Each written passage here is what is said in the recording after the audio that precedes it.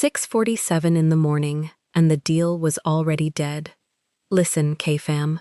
Celeste Whitmore, 22 years old, black, executive assistant to the president of Baekjin Group, walks into an empty 38th floor in a crimson-red dress and starts putting out fires with a phone in one hand. A Japanese investor gone at 3 a.m., a container held in Incheon, two directors about to break each other in a glass corridor. She clears all three before 9. Kang Ji-hoon runs that building, 26. They call him the Ice Prince of Seoul.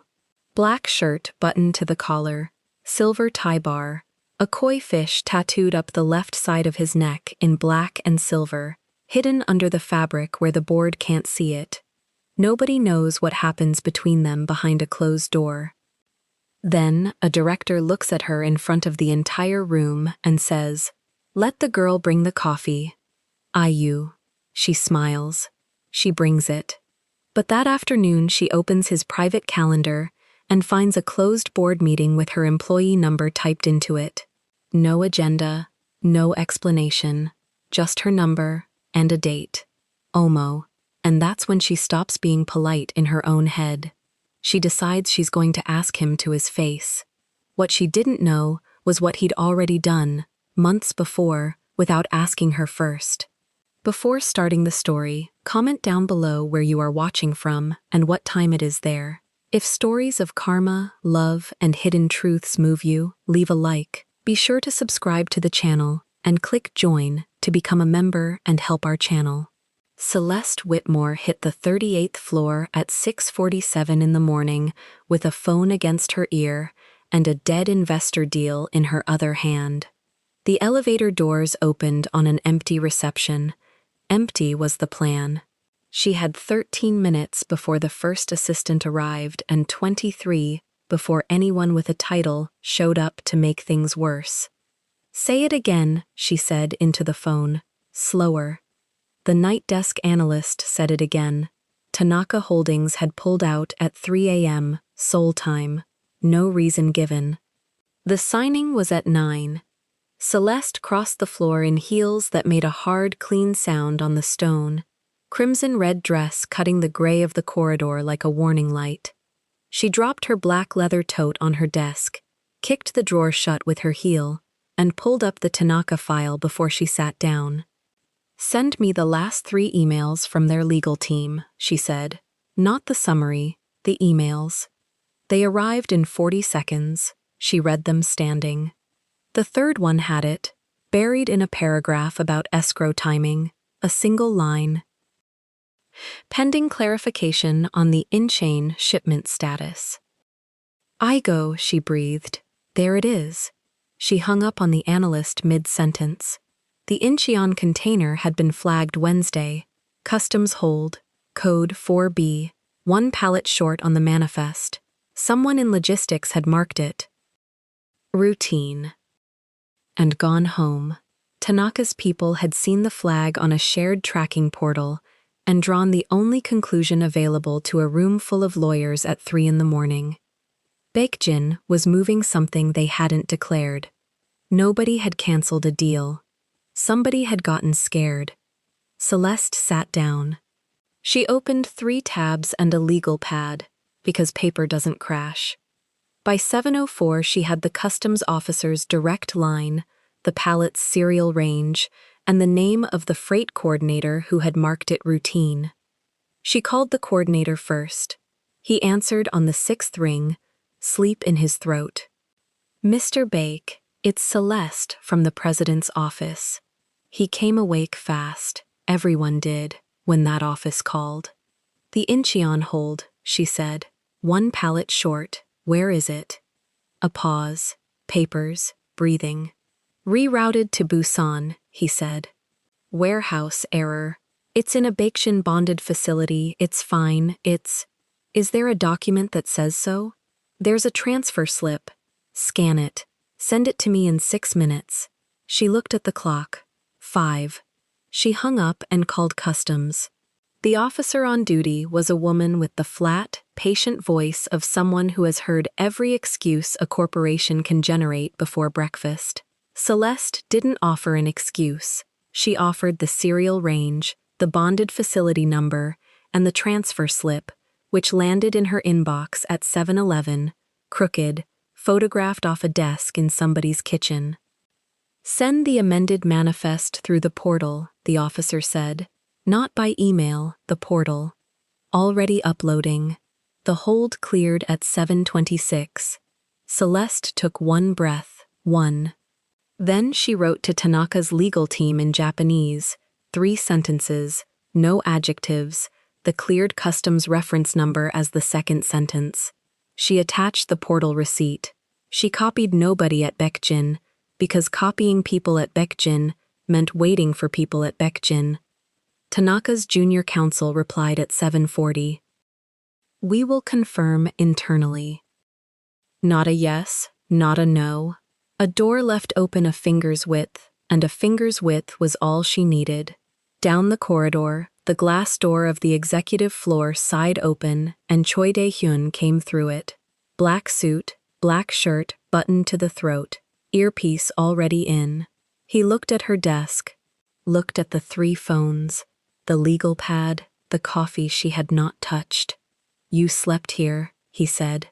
I got here at 6:47. That is worse. He kept walking. That was Dae-hyun. 6 words a day, and every one of them audited. At 7:52, the 2 directors started screaming at each other in the East Conference Room. Celeste heard it before she saw it. Director Yoon from Finance and Director Kwon from Operations, and the sound coming through the glass was the specific sound of 2 men who had been fighting for 10 years about something that started small. She walked in without knocking. Your department created this. Your department will explain it to the board. My department received a manifest that your people, gentlemen, they kept going. Celeste set a printed page face up on the table between them. The customs clearance. Time-stamped 0726. The room got quiet in the ugly way rooms get quiet. Director Yoon picked it up. Read it twice. This is cleared. 26 minutes ago. By whom? By the portal. Kwon's jaw moved. Then the Tanaka issue. Is a separate issue, Celeste said.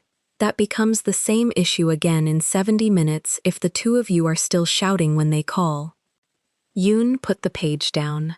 And what do you suggest, Miss Whitmore? She had suggestions. She had 6 of them, ranked, and she gave them the 3rd one first, because the 3rd one let each man keep something. Operations amends the manifest protocol effective Monday. Finance doesn't take it to the board. It goes in the quarterly compliance note. 1 line, no names. She paused exactly long enough. Neither of you loses a department. Neither of you wins a war. You both get to walk into the 9 o'clock looking competent. Kwon laughed once, without humor. That is a politician's answer. It's a Friday answer. Yoon stood, buttoned his jacket, and walked out first, which meant he had accepted it. Kwon lingered 2 seconds longer, which meant he had accepted it, and resented the order of departure. Celeste noted both. She noted everything. That was the job nobody wrote on the org chart. She was back at her desk at 8:04 with a schedule that no longer existed. The President's Friday had been built around Tanaka at 9, board pre-brief at 11, a factory call at 2. Tanaka was now a maybe. A maybe is worse than a no, because a maybe has to be held in the air with both hands. Celeste rewrote the day. She moved the board pre-brief to 10. She pushed the factory call to Monday and wrote the apology herself, in the tone the factory director liked, which was blunt with one small courtesy at the end. She created a 90-minute hole between 10:30 and 12 and labeled it Hold, and refused, in advance, every request that would try to eat it. Then she made the president's coffee. Americano, hot water added second, no lid. He hated the smell of the lid. She set it on the corner of his desk where his right hand landed when he read, 3 finger widths from the edge, and she was out of the office before the door finished closing. Kang Ji-hoon arrived at 8:19. He came down the corridor the way weather comes over a mountain, quietly, and then it's already on you. Charcoal 3-piece suit, black shirt buttoned to the collar, silver tie bar sitting dead level. 26 years old, and the entire floor adjusted its posture without being told. Behind the collar, a black and silver koi curved up the left side of his neck, tail toward the throat, mostly hidden and never entirely. The Ice Prince of Seoul. Somebody in a magazine had written that 4 years ago, and the city had decided to keep it. He passed her desk without slowing. Tanaka. Cancelled at 3, uncancelled at 7:40, currently at. We will confirm internally. He stopped. That was the whole reaction. A stop. On another man, it would have been a shout. Explain the middle part, he said. Incheon hold, code 4B. They saw the flag on the shared portal and assumed we were hiding cargo. The pallet was in Busan. Wrong warehouse, right country. I cleared it and sent them the receipt before they had a meeting about it. You sent it yourself? Yes. Without legal. Legal opens at 9. Something moved at the corner of his mouth and was gone so fast it might have been the light. He picked up the folder she was holding out. He hadn't asked for it, she just had it, and went into his office. The door closed. Through the glass, she watched him take one sip of the Americano and set it back down exactly where she'd put it. 8:22. She had 8 minutes before the marketing team's slide deck arrived, with a typo she would find in the 3rd slide, because they always put it in the 3rd slide. It arrived at 8:29. Slide 3 said 2026 Q2, where it should have said Q3. Slide 11 had a revenue figure short by 1 0, which was funnier and much more expensive. Celeste fixed both, then read the whole thing backward, last slide to first, because reading backward is how you catch the words your brain wants to be right. Slide 7 had the Tanaka logo in the old blue. She replaced it with the current one, saved, and sent it back to marketing with a 2-line note. Fixed. 3/7/11. Please check the source template. 7 is wrong everywhere. Then she pulled the printed copy off the printer, initialed the corner, and walked it into the president's office herself, because the president did not read decks on screens, and everybody in marketing had somehow never learned that in 4 years. Ji-hoon took the pages without looking up. 11 had a 0 missing. It did. It had 1 missing in March too. Same template. Then kill the template. Already asked. Don't ask. He turned a page. Tell them I said it. Celeste wrote that on the pad. Tell them he said it. 4 words that would do in 10 minutes what her polite emails had failed to do in 3 months, and she was aware, she was extremely aware, of exactly what that meant about the shape of the room she worked in. At 8:40, the Tanaka problem grew a second head. Their sole representative called, not the lawyers, the actual man, Mr. Hirose, 61, who had flown in Thursday and was now sitting in a hotel lobby in Gangnam with a car waiting to take him to the airport instead of to Baekjean. Celeste took the call standing up. She always stood for the hard ones. Something about the spine. Mr. Hirose, good morning. Miss Whitmore, courteous, regretful, already leaving. I'm afraid our position. Your car is booked for 9:15. A pause. It is. Cancel it for 9:35. Why? Because 20 minutes from now you'll want the extra 20 minutes. He laughed. It was a real laugh, surprised out of him, and Celeste felt the door move another finger's width. She spent the next 19 minutes doing the thing she was actually best at, which had no name and appeared in no job description. She didn't argue, she didn't pitch, she walked him through the timeline, 03 o'clock flag, 0726 clearance, portal receipt, the way you walk someone through a house you're not selling. She let the facts do their own work. Then, at minute 17, she mentioned that Baekjin's compliance note for the quarter would include the manifest protocol change, one line, and that his legal team would see it before the market did. You are giving me something before I ask, Hirose said. I'm giving you something before your lawyers ask. It's cheaper for both of us. Silence on the line, traffic sounds, a hotel lobby. 9:35, he said, and hung up. Celeste sat down. Her hands were steady, her heart was not, and nobody in the building would ever know that, because the gold chain at her throat with its small letter pendant did not move, and neither did her face. 9:02. Tanaka signed at 9:48. She learned about it from the sound, the conference room door opening, Hirose's voice saying something in Japanese, then laughter, 3 men laughing, and one of them was Director Yoon, who had walked in at 9 looking competent exactly as promised. Ji-hoon came out last. He didn't look at her. He looked at the wall clock, then at the folder in his hand, and Celeste read the whole sentence he wasn't saying. 13 minutes early. She turned back to her screen.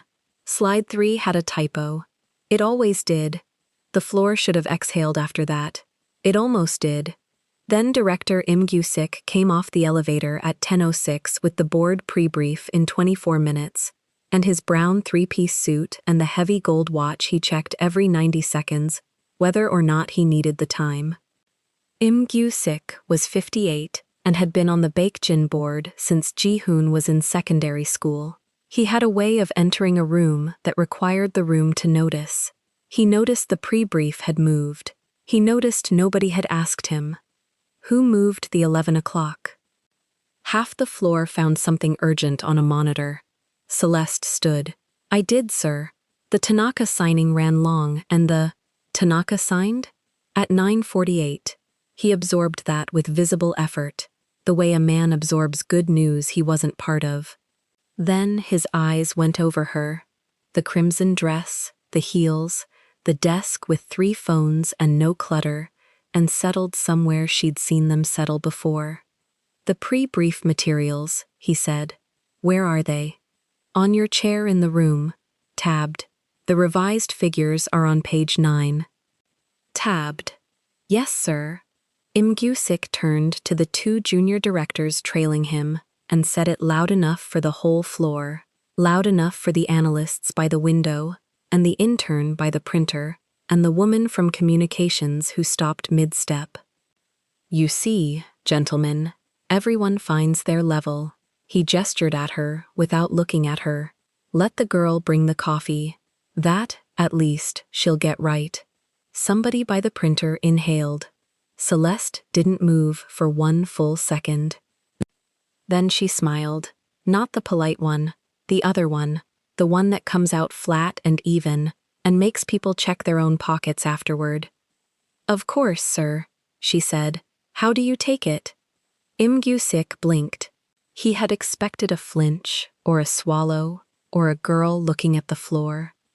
Black, he said, off balance, 2 sugars. 2 sugars. She wrote it on the legal pad, wrote it slowly. Let him watch her write it. I'll note it, so it's right next time. She walked to the pantry with her spine straight and her heels landing like punctuation, and behind her the floor stayed silent in a way that had nothing to do with obedience. In the pantry, she set the cup down on the counter and put both hands flat on the marble. 10 seconds. She gave herself 10 seconds, the way she always did, and she counted them in her head, and at 4 she thought about her mother's kitchen in Chicago, and at 7 she thought about the fact that the man out there had not asked a single question about how a dead $500 million deal had come back to life before he'd finished breakfast, and at 10 she poured the coffee. Black, 2 sugars, stirred exactly enough. She carried it out and set it in front of him in the conference room. in front of the whole pre-brief table, and she said, clearly, black, 2 sugars, Director Im. And the Tanaka clearance reference is on page 9, second paragraph, in case the board asks who filed it. She left before he could arrange his face. The corridor outside had 4 people in it who all discovered simultaneous business elsewhere. The intern by the printer stared at his shoes. The woman from communications, Ryu Min-jae, charcoal suit, phone already in her hand, gave Celeste a single look over the top of her gold-rimmed glasses, half a second, no smile, and went back to typing. At her desk, Celeste opened a new note file and typed 4 things. Im, page 9, second paragraph, filed by C. Whitmore, portal timestamp. Im checks watch when uncertain, not when late. Im needed the room to hear it, needed an audience for a small win. Black, 2 sugars. She saved it in the folder she'd been keeping since her 2nd week, the one labeled with a date and nothing else. 41 entries, none of them dramatic, all of them true. Then she closed the file, because the pre-brief was minutes away and the deck still needed printing. And the thing about being the person who holds a building together is that the building does not stop to let you feel anything. Behind the glass wall of the corner office, Kang Ji-hoon stood with his back to the room, looking out over Seoul with his hands in his pockets. He had watched the entire thing. He'd been standing there when Im Gyu-sik said, "The girl." He hadn't moved then, he didn't move now. Celeste stopped at his door with the empty tray under her arm. "Sir," she said, 10 minutes to the pre-brief. He didn't turn around. 10 minutes, he said. She should have gone. The correct thing, the safe thing, the thing that kept a 22-year-old executive assistant employed in a building where board directors said, "The girl." In public, the correct thing was to go. Celeste looked at the back of his head, at the reflection of his face in the glass, half-lit, jaw set, eyes on a city that had never once caught him off guard. "You practice that, don't you?" she said. Now he turned. Practice what? The window. She tilted the tray a half-inch toward the glass, hands in the pockets, chin at that angle, the hole. Mysterious president contemplating Seoul. Thing. She nodded, judicious. It's good. It's very good. Do you do it in the morning, or is it more of an evening routine? Nobody spoke to Kang Ji-hoon like that. Not the board, not his uncles, not the men who'd tried and were now doing business somewhere else, quietly, with fewer assets. He stared at her for 3 seconds. 12 minutes a day, he said. Celeste's mouth opened, closed. I add 2 on Fridays, he said. The light is better. And there it was. A flicker at the corner of his eye, gone before it could be used as evidence, and Celeste felt the floor tilt about 4 degrees under her nude beige heels. Right, she managed. Well, it's working. Is it? The intern by the printer thinks you can hear thoughts. Good. She got out of the doorway with what she was fairly sure was her dignity and made it 4 steps down the corridor before she let herself breathe. Jae-hyun was standing at the corner of the corridor with his earpiece in and his eyes on her. He had been standing there for a while. Jae-hyun was always standing there for a while. Miss Whitmore. Mr. Choi. The pre-brief materials for Director Im. A beat. You tabbed them. I tab everything. You tabbed page 9 before the Tanaka clearance existed. Celeste stopped walking. I tabbed page 9 at 6:55, she said, because if the clearance hadn't come through, page 9 is where the board would have started asking questions, and the president shouldn't have to look for it. Dae-hyun's expression did not change. Nothing in the scar across his eyebrow, nothing in the permanent frown. Understood, he said, and walked past her into the president's office and closed the door. Celeste stood in the corridor for a moment, with the empty tray under her arm. At 10:28, she went into the pre-brief with the revised deck. At 10:29, Ji-hoon took his seat at the head of the table. At 10:30, Im Gyu-sik cleared his throat and began, and the coffee sat in front of him, untouched for the entire hour, going cold, black, 2 sugars, exactly right. The board went well. Everything that day went well, in the end. It was 11:41 when Celeste opened the president's private calendar to slot the Monday factory call. The private one, not the shared calendar the whole floor could see. The one only 3 people in the building had access to, and she was one of them, because somebody had to be. The Monday column was almost empty. Almost. There was one entry, locked, no attendees visible, marked. Closed session, board.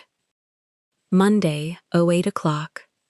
And in the subject line, where a topic should have been, there was nothing but a number. Her employee registration number. She closed the calendar, then she opened it again, because closing it changed nothing, and pretending was for people with more time than she had. The entry sat there, Monday, 8 in the morning, closed session, and her number where a subject line should live. Celeste typed the number into the internal directory search, slow, digit by digit, the way you press a bruise to check if it still hurts. The system returned one result, her badge photo, 22 years old, hair pulled back, the small letter pendant catching the flash. Employee status, active. Active until Monday at 8, apparently. She screenshotted nothing. Screenshots leave logs, and logs leave arguments, and she had learned in her second week that in this building, an argument you can prove is worth 10 you can only feel. She wrote the entry by hand instead, in the small black notebook she kept in the tote, on a fresh page, under a line she drew with the edge of her badge. Monday, 08, board, me. Then she put the notebook away and answered a shipping email in Korean, because the pallet from Busan still needed a revised customs annex, and grief could wait its turn in the queue. At 11:52, Kang Ji-hoon came out of the pre-brief room. He came out first, which he always did, 3 or 4 steps ahead of the directors, so that nobody could catch him in the corridor with a follow-up question. Im Gyu-sik came out last, jaw set, the untouched coffee cup abandoned on the table behind him like a small white accusation nobody would clean up until evening. Celeste stood, not for Im, for the folder in the president's hand, which was hers, which had her tabs in it, and which came back to her desk with 2 pages folded at the corner. Page 9, Ji-hoon said, setting it down. They asked. Who asked? Gwon, then Im, and I read them the second paragraph. He paused half a beat, out loud.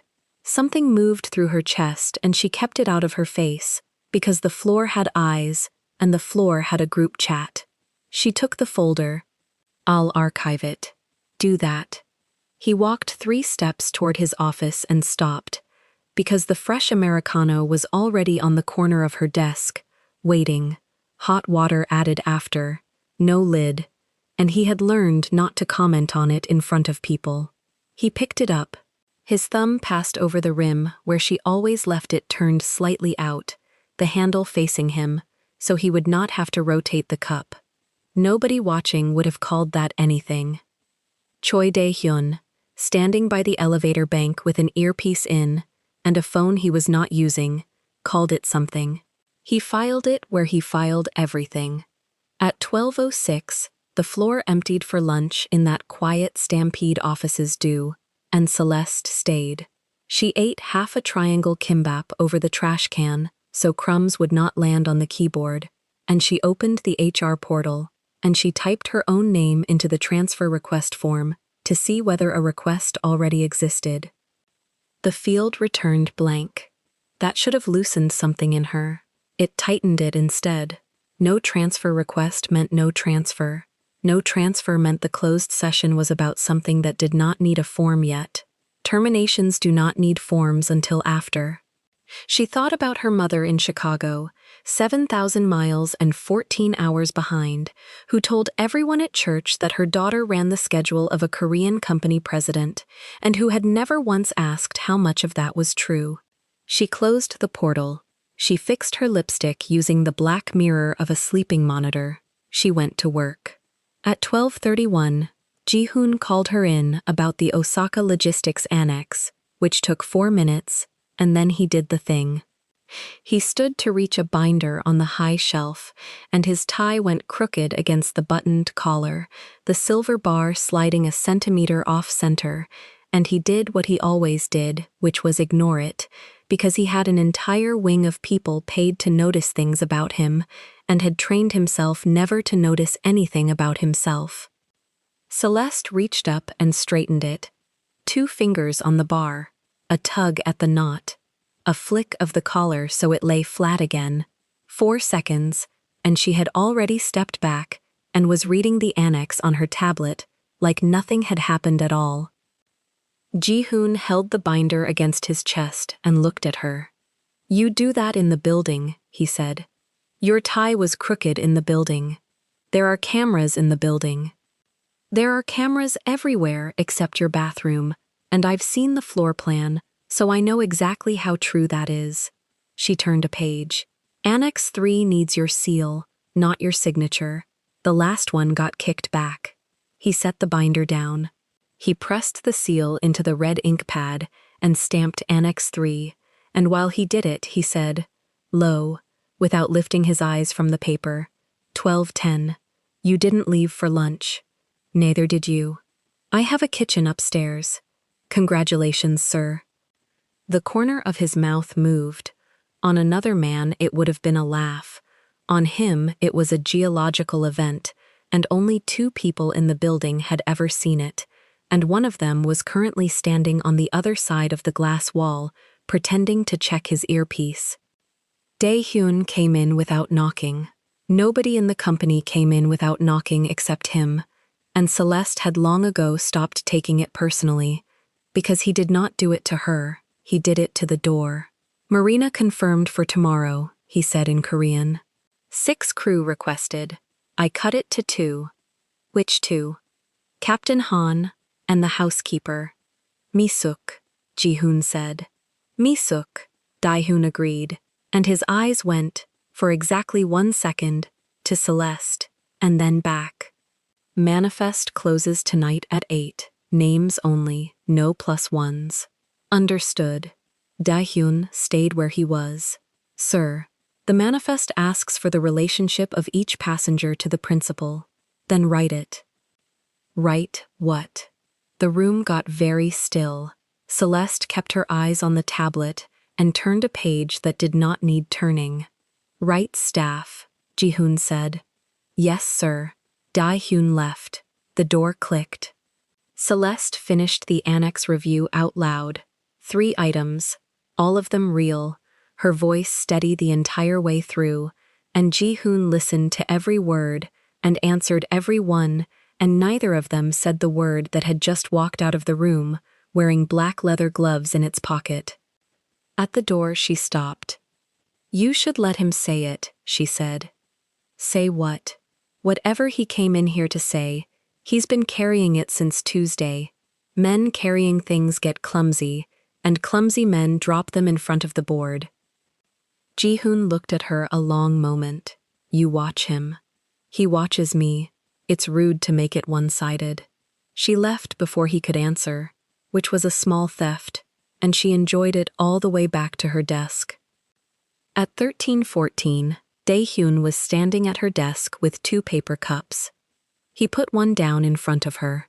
Black, no sugar, exactly the way she took it, and she had never once told him, and she had never once seen him watch her make it.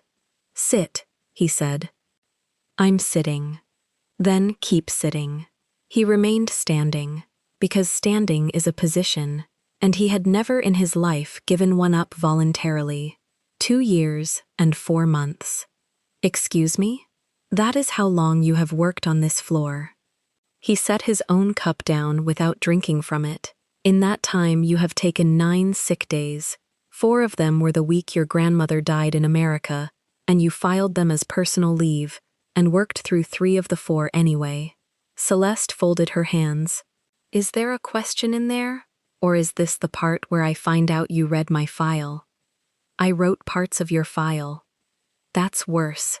That's much worse, and you know it's worse. I know. He almost, moved his eyebrow with the scar in it.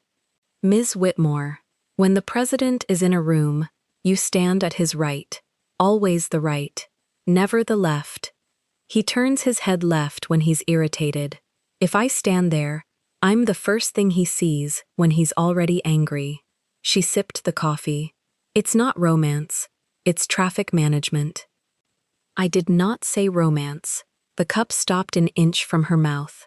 She put it down very carefully, and she smiled, and it was the smile she used on customs officials, and on Imgusik, and on anyone who thought a raised voice was the same as a strong position. No, she said. You didn't. Dae-hyun picked up his coffee. Tomorrow he goes out on the water. He has gone out on that boat 11 times in 4 years. Every single time, he took no one. He drank. Tomorrow the manifest has a name on it that has never been on it before. The manifest says staff. The manifest says a great many things. He set the cup down half full, which she would remember later, because he never wasted anything. I am not your enemy. I want that recorded somewhere, since you people record everything. Then what are you? I am the man who writes the reports, Dae-hyun said, and walked away. 3 steps, and he stopped.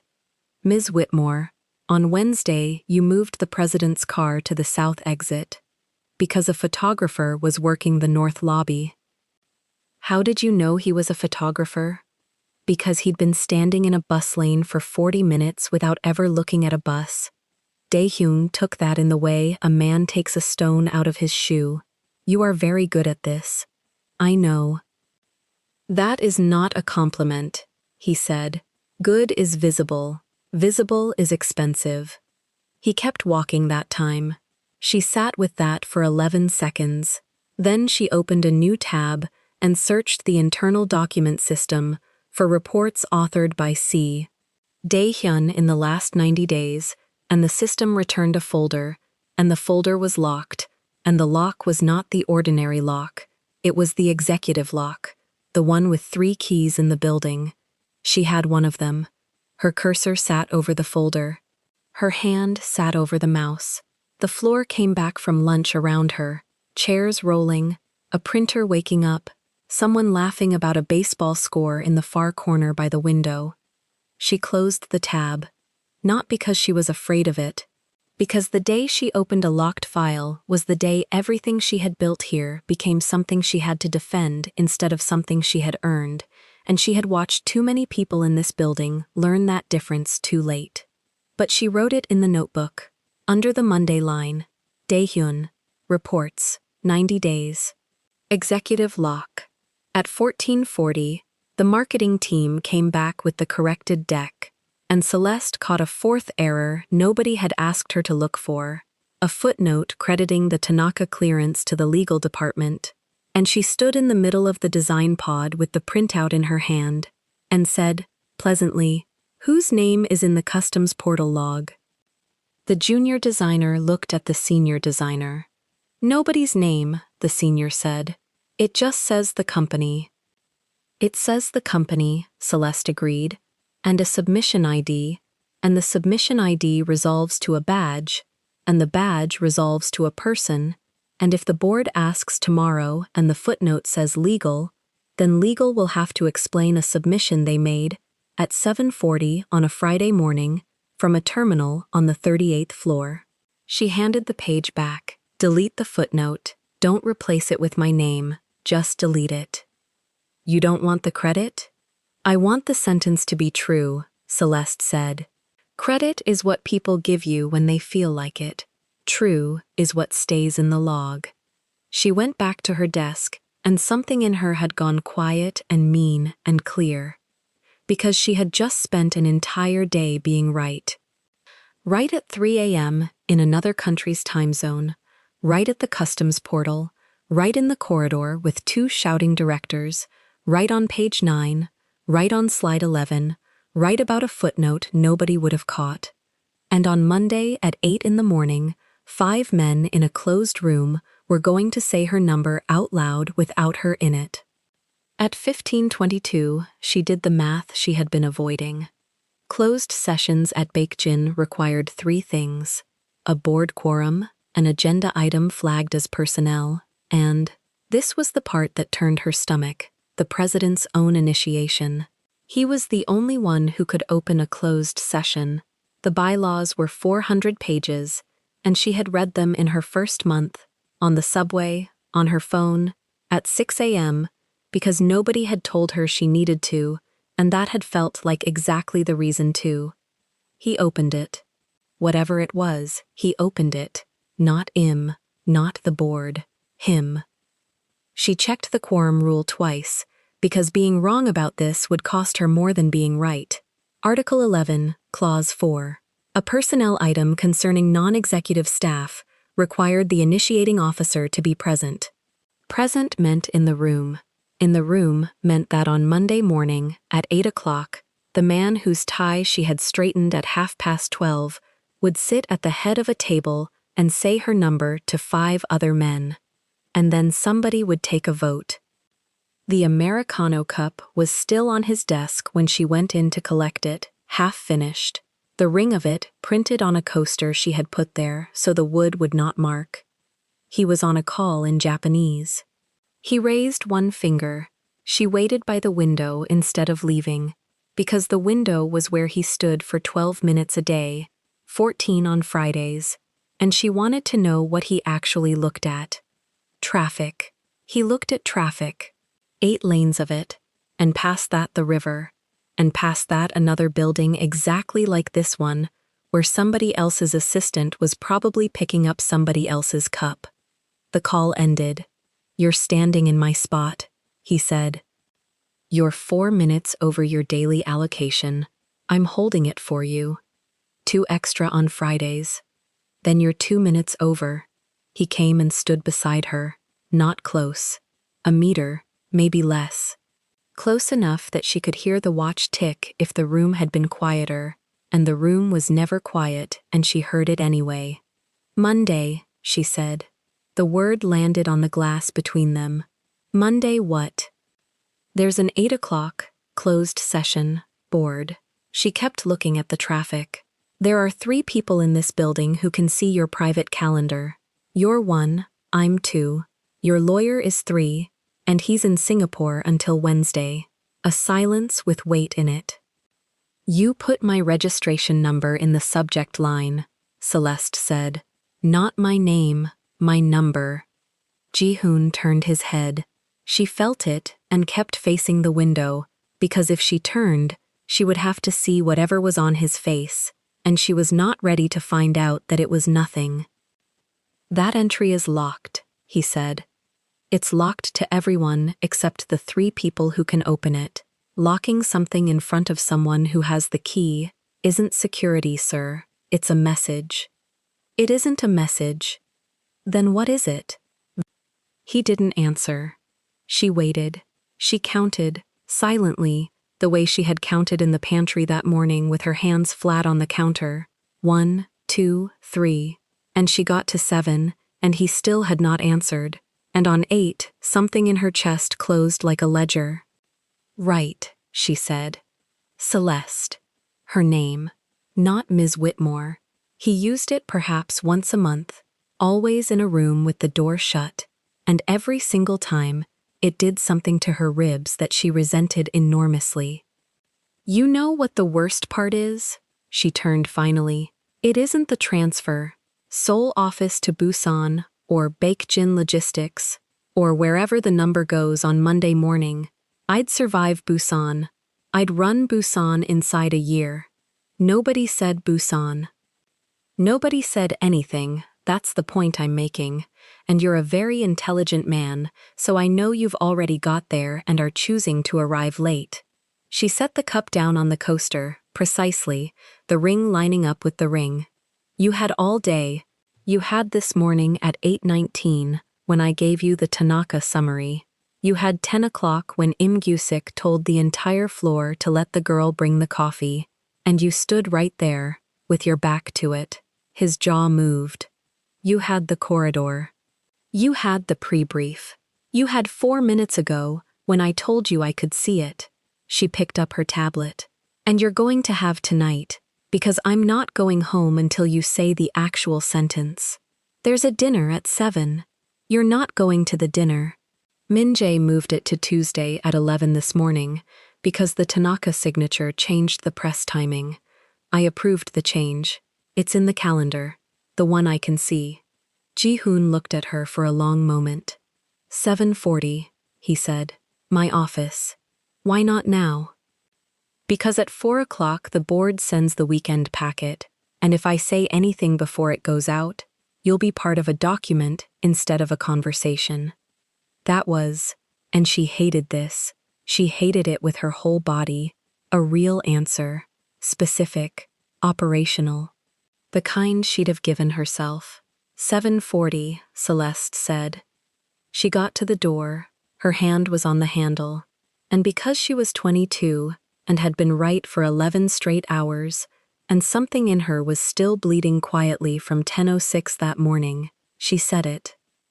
Whatever it is, say it to my face, not to my number. She left the door open behind her on purpose, so that he would have to be the one to close it. He did, slowly. At 16 o'clock exactly, the weekend board packet went out to 11 recipients. Celeste was not one of them. She had never been one of them. She logged the distribution anyway, because that was her job, and next to the timestamp she typed the file reference, and then she sat back and looked at her screen and let one full breath out through her nose. At 16:03, her desk phone lit up. Reception. Ms. Whitmore, there's a guest in the lobby for the president. He has nothing until Tuesday. She says she doesn't need an appointment. Celeste pulled up the lobby camera on the second monitor. Ivory white boucle, gold chain strap, nude heels, a bob so sharp it looked cut with a template, and a caterer's trolley behind her, 2 men in white, 6 covered trays. Ma'am, said reception. She says she brought lunch for the whole floor. It's 4 in the afternoon. Yes, ma'am.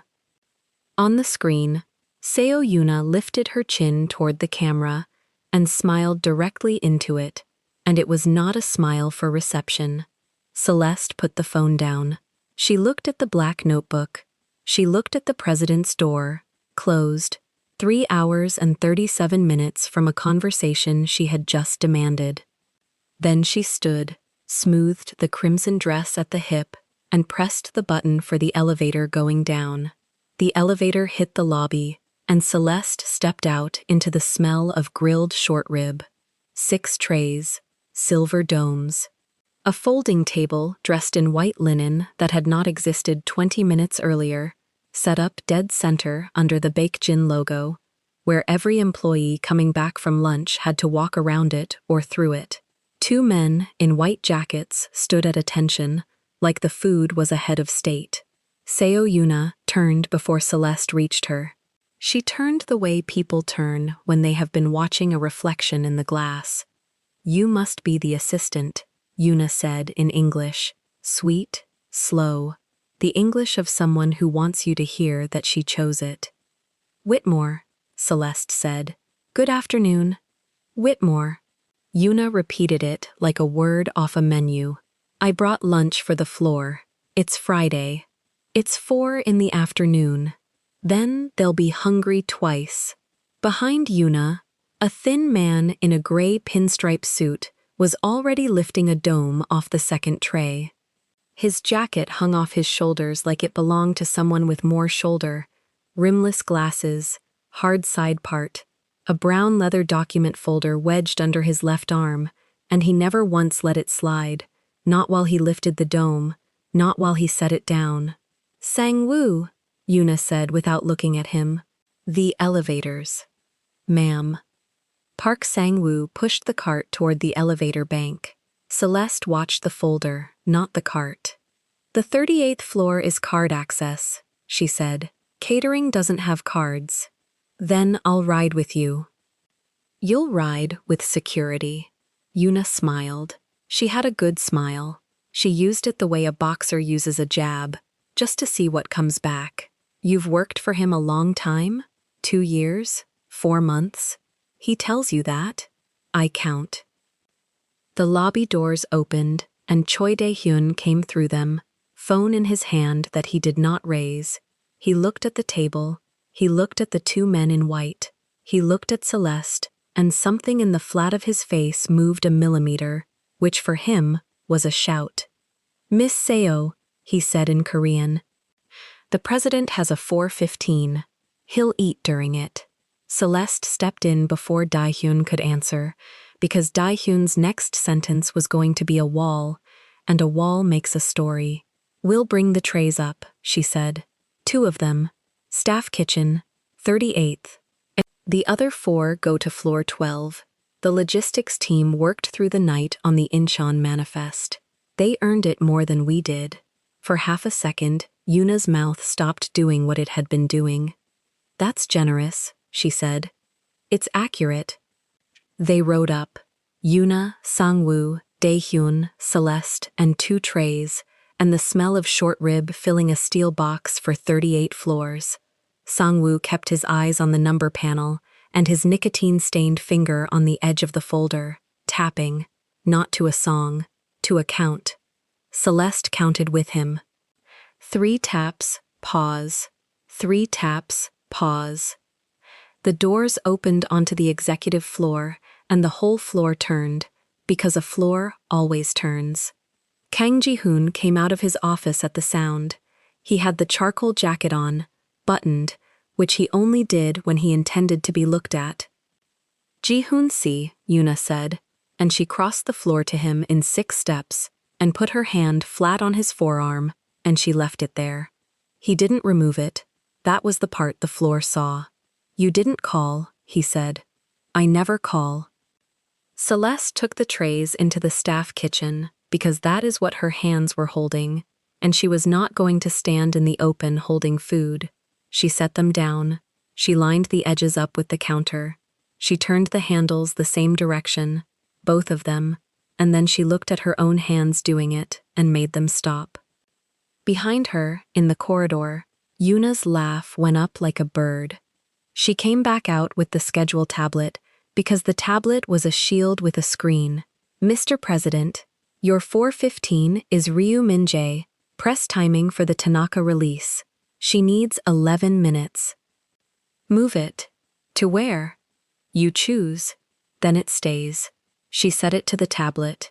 11 minutes, and the Osaka annex still needs your seal before 2000, because the manifest closes at 2000, and the seal has to precede it.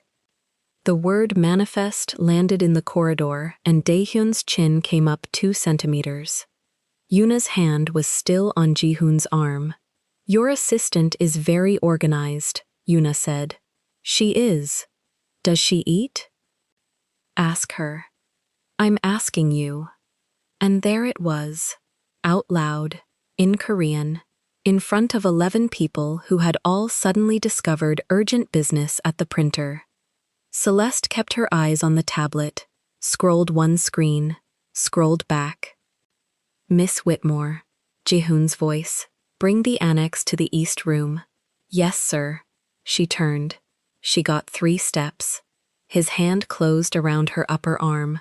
Not hard, not a grab that would leave anything. 2 fingers and a thumb, above the elbow, the way you stop a door from swinging, and in the corridor of the 38th floor of Baekjin, with the marketing team at the printer, and Yuna 2 feet away, and Dae-hyun watching from the elevator bank with his phone still down. It was a flare fired straight up into the sky. Nobody breathed. Somebody's stapler hit a desk. Ji-hoon let go inside of a second and a half. A second and a half is 400 years. East room, he said. Celeste turned her head. She looked at the hand that was no longer on her arm, and then at his face, and she smiled with her mouth only. Yes, Mr. President. See. She said it in Korean. Perfect register. The register a junior uses for a senior in a room with a hierarchy chart on the wall. It was the politest sentence spoken on that floor all week, and it went through him like a nail. She walked. She did not adjust the sleeve. She wanted the sleeve exactly as he had left it. Yuna watched her go, with her head tilted, the way people watch a horse they are thinking of buying. In the east room, she laid the annex out and squared the corners and waited for a man who took 4 minutes to come 3 doors. Ryu Min-jae got there first. She came in with her phone already in her hand and shut the door behind her with her heel. Your sleeve, Min-jae said in Korean. Celeste looked at the annex. It's a sleeve. 3 people photographed it. Not press. Staff. Min-jae turned the phone around, thumbed it dark again, before Celeste could read anything off it. By Monday, it'll be a group chat. By Wednesday, it'll be a question in my inbox from a reporter who'll frame it as a workplace culture story, because that's the frame that gets past legal. And you're telling me instead of him? I'm telling the person it costs. The red mouth flattened. I've done 11 of these. The man is never the one who pays. Then write the answer now, Celeste said. Before there's a question. Min-jae's head tipped. You want me to draft a denial for something nobody has alleged. I want the file to exist before somebody else opens it. She squared the annex 1 degree. You keep drafts. You've kept a draft on him since the magazine called him a prince. For the first time, Min-jae looked at her the way you look at a colleague. 2 drafts, she said. I always keep 2. She left. Ji-hoon came in 90 seconds later and sealed the annex without sitting down, and Celeste stood at his shoulder on the right and said nothing about her sleeve, and neither did he, and the sealing took 11 seconds. By 4:30, Yuna was gone, and the 6 trays were in Floor 12's break room, getting demolished by the logistics team, and the executive floor's ventilation still smelled like somebody else's party. At 16:52, Song-woo came back up alone. Miss Seo left her card, he said in Korean, and produced from the folder a gold-cornered business card that had not been left anywhere because Celeste had walked Yuna to the elevator herself and Yuna's hands had been empty. I'll see she gets it. She wants to know the marina. Celeste's face did nothing. The what? Saturday. Sang-woo pushed his glasses up with the yellowed finger. Miss Seo likes the sea. Then she should visit it. He smiled at the carpet. He had bad teeth on the left side, and he smiled to hide them, which meant the smile was for himself. You're new here, he said. 2 years, 4 months. That's new. He tucked the card back into the folder before she could take it, which told her the card had never been an errand. Have a good weekend, Miss Whitmore. He left. She wrote in the black notebook, standing up without sitting down. Sang-woo. Marina. He asked. 16:52. Then she went and stood in the doorway of the security office and waited until Dae-hyun looked up. Someone outside the building knows there's a boat on Saturday, she said. Who? Seo Yuna's secretary. He asked me for the marina by name. Dae-hyun's chair came forward. Did you answer? I don't know the marina. You do. You booked the car? I booked a car to an address, Celeste said. Addresses aren't marinas until someone confirms them out loud. He wanted a confirmation. He didn't get one. Dae-hyun looked at her for 4 full seconds. Then he wrote something down, and what he wrote was longer than her sentence had been. The manifest closes at 2000, he said. I know. I put it in your calendar in March. The floor emptied, the way Fridays empty. in a rush at 6, a trickle at 6:30, then nothing. By 7, the lights on the west side had gone to motion sensor, and the corridor pooled dark between the sconces. Celeste stayed at her desk with the crimson dress creased at the lap, and the tote packed since 5, and she watched the clock go 1931, 1934, 1938. At 1939 she stood. At 1940 she knocked once and walked in without waiting, and Kang Ji-hoon was at the window with his back to the door and his jacket over the chair. "Don't," she said. He stopped with his hand halfway up. "Don't what?" 12 minutes a day. I know the pose, not tonight. He crossed to the wall panel instead and pressed it, and the curtains came in from both sides of the glass, slow, motorized, swallowing the city block by block until the room had no outside in it at all. Celeste watched them close. "That's new," she said. "It's a room with a window. It's a room with 140 employees who watched you put your hand on my arm 4 hours ago, and now the curtains are shut. Sit." "No." He turned around. The collar was still buttoned to the throat, silver tie bar straight, and under the black shirt at the left of his neck, the top of the koi showed where it always showed and no further. "You grabbed me," she said. "I stopped you. In front of the floor. I know where we were." "Then say why." He put both hands on the back of the chair. "Because you were walking away from her while she was still talking, and Seo Yuna remembers who walks away from her." Celeste laughed. One note, no humor in it. "So it was protection." "Yes, protection." She set the tablet down on his desk, face down, which she had never done. "You know what it looked like, from where the marketing team was standing? It looked like a man, reminding his assistant who owns her schedule. And they'll be fine with that, because that story is comfortable. That story lets everybody eat lunch.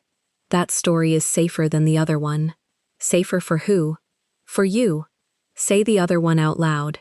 He didn't. The silence went long enough that she heard the ventilation cycle. "You can't," she said. 2 years and 4 months, and you still can't put it in a sentence, but you can put your hand on my arm in a corridor. That's not a secret, Ji-hoon. That's a leash with the tag turned around." His jaw set. The first name in that room, from her, with the curtains closed, he felt it land, and he let it stand.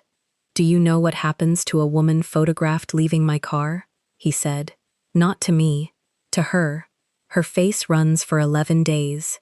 Her mother in Chicago gets called by 3 Korean tabloids and 2 American ones. Her visa status becomes a public question. Somebody prints her salary next to my name, and the internet decides what she did to earn it. You've thought about it. I've counted it. For how long? Since the photographer in the bus lane. That was Wednesday. That was the 4th one this year." Celeste went still. That was the piece she had not had. "You never told me there were 3 others." "No. You moved my car routes and never told me why." "You moved the car route on Wednesday," he said. "I didn't have to tell you. That's not the point, and you know it's not the point. Then make the point." "The point," she said, and she came around the desk so there was nothing between them, "is that you keep making decisions about my life in rooms I'm not in. The photographers, the manifest. Monday, 8 o'clock, closed session, my employee number in the subject line, like I'm a docket item. Every single one of those is a door you closed with me standing on the other side, and every time I ask, you tell me it's for my protection. It is.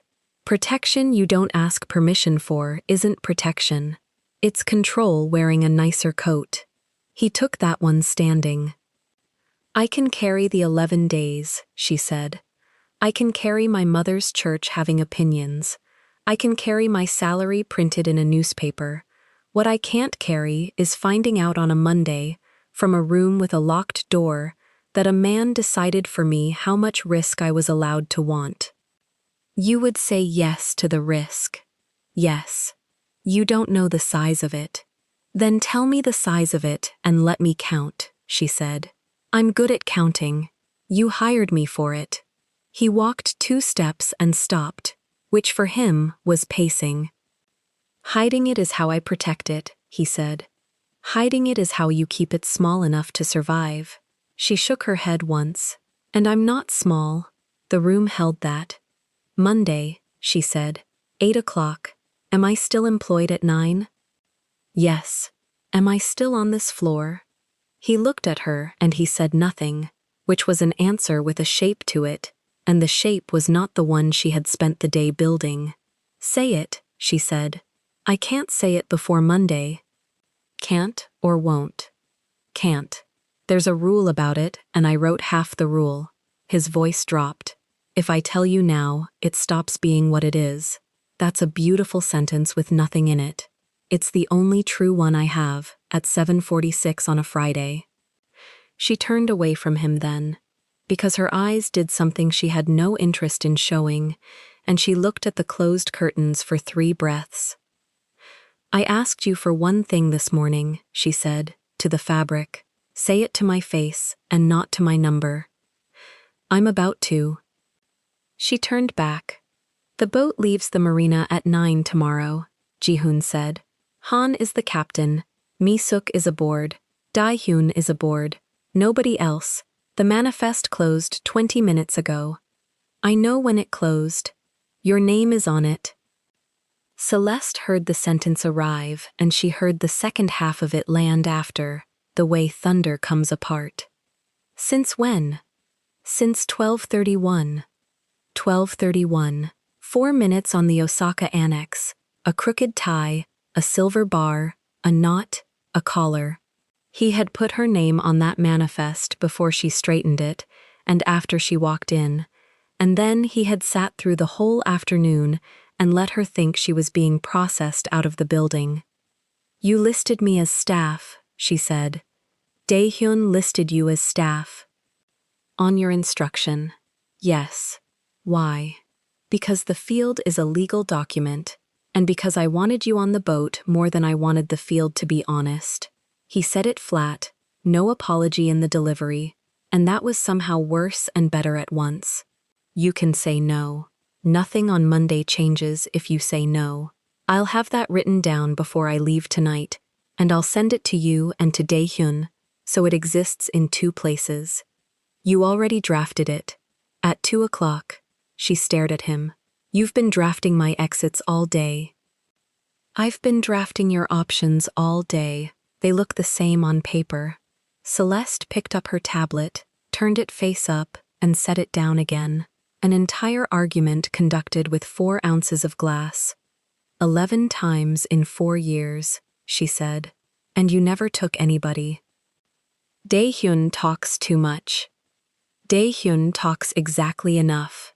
She lifted her chin. Why me? Why tomorrow? Because on a boat there is no floor, he said. No corridor. No 140 people. Nobody to protect you from. So nothing to hide behind. You want the sentence out loud. I want to say it somewhere it can't be overheard and turned into 11 days of your mother's telephone ringing. So the sea is your curtain. The sea is the only room I own. She breathed out through her nose. Then she picked up the tote from where she had set it by the chair, and she walked to the door, and she put her hand on the handle and did not open it. 9 o'clock, she said. 9 o'clock. I'll get myself there. Not your car. My taxi, my receipt, my name on the receipt. Fine. And Ji-hoon, she looked back over her shoulder. When we're out there and there's no floor and no corridor, if you say the sentence and then follow it with a rule I didn't get a vote on, I'll get off that boat at the first dock we pass and take the bus home in whatever I'm wearing. Understood. That's Dae-hyun's word. He got it from me. She opened the door herself and left it open again, and walked out through the sensor-dark corridor with the elevator button already lit because someone was coming up. The car arrived.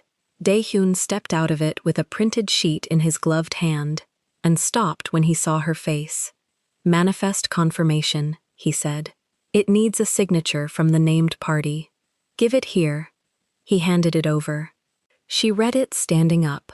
All of it, both sides, the way she read everything, and at the bottom, under the field marked relation to principal, somebody had typed staff and then, in blue ballpoint, in a hand she did not recognize, someone had crossed it out. Celeste looked up. Who crossed this out? Daehyun looked at the paper a long moment. "Not me," he said. Celeste took the pen out of her tote and signed the confirmation against the wall, because there was no desk in the hallway and she refused to ask him to hold it for her. Her signature came out clean. She wrote the time beside it, 1958, the way she wrote the time beside everything. Then she turned the page around and pointed at the blue line through the word staff. "Whoever did this wrote over a closed manifest," she said. "That's a document, not a mood." Daehyun took the paper back. He folded it once, along the crease that already existed. It gets filed either way. Filed with a correction nobody signed. Yes. Then somebody's going to sign it by Monday. She pressed the elevator button with the side of her thumb. "Or I will, and I'll write the word back in myself." He almost smiled. It moved half of his mouth and stopped there. The elevator opened, and she stepped inside with her tote on her shoulder, and 38 floors of the building humming behind her, and she rode down alone. She slept 4 hours. She was awake at 4:51 anyway, staring at a ceiling in a one-room apartment in Mapo, thinking about a page that had her employee number where her name should be. At 8:41 on Saturday morning, the taxi turned off the coastal road, and the sea opened up on the right side of the window, like somebody had pulled a curtain. Celeste paid in cash. She asked for the receipt, watched the driver print it, checked that her name was spelled right, and slid it into the zipped pocket of the straw tote. White linen jumpsuit, flat woven sandals. Sunglasses she pushed up into her hair the second she stepped out, because she wanted her eyes uncovered for whatever was standing at the end of that dock. What was standing at the end of the dock was Choi Daehyun with a clipboard. He had changed out of the suit, black polo, navy tactical trousers, deck shoes, earpiece looped behind his ear like it had grown there. He looked at her, then at the taxi pulling away, then back at her. "You could have taken the car." "I could have," she said. "The receipt's in my name." "I know. I'll see it in the expense system on Monday."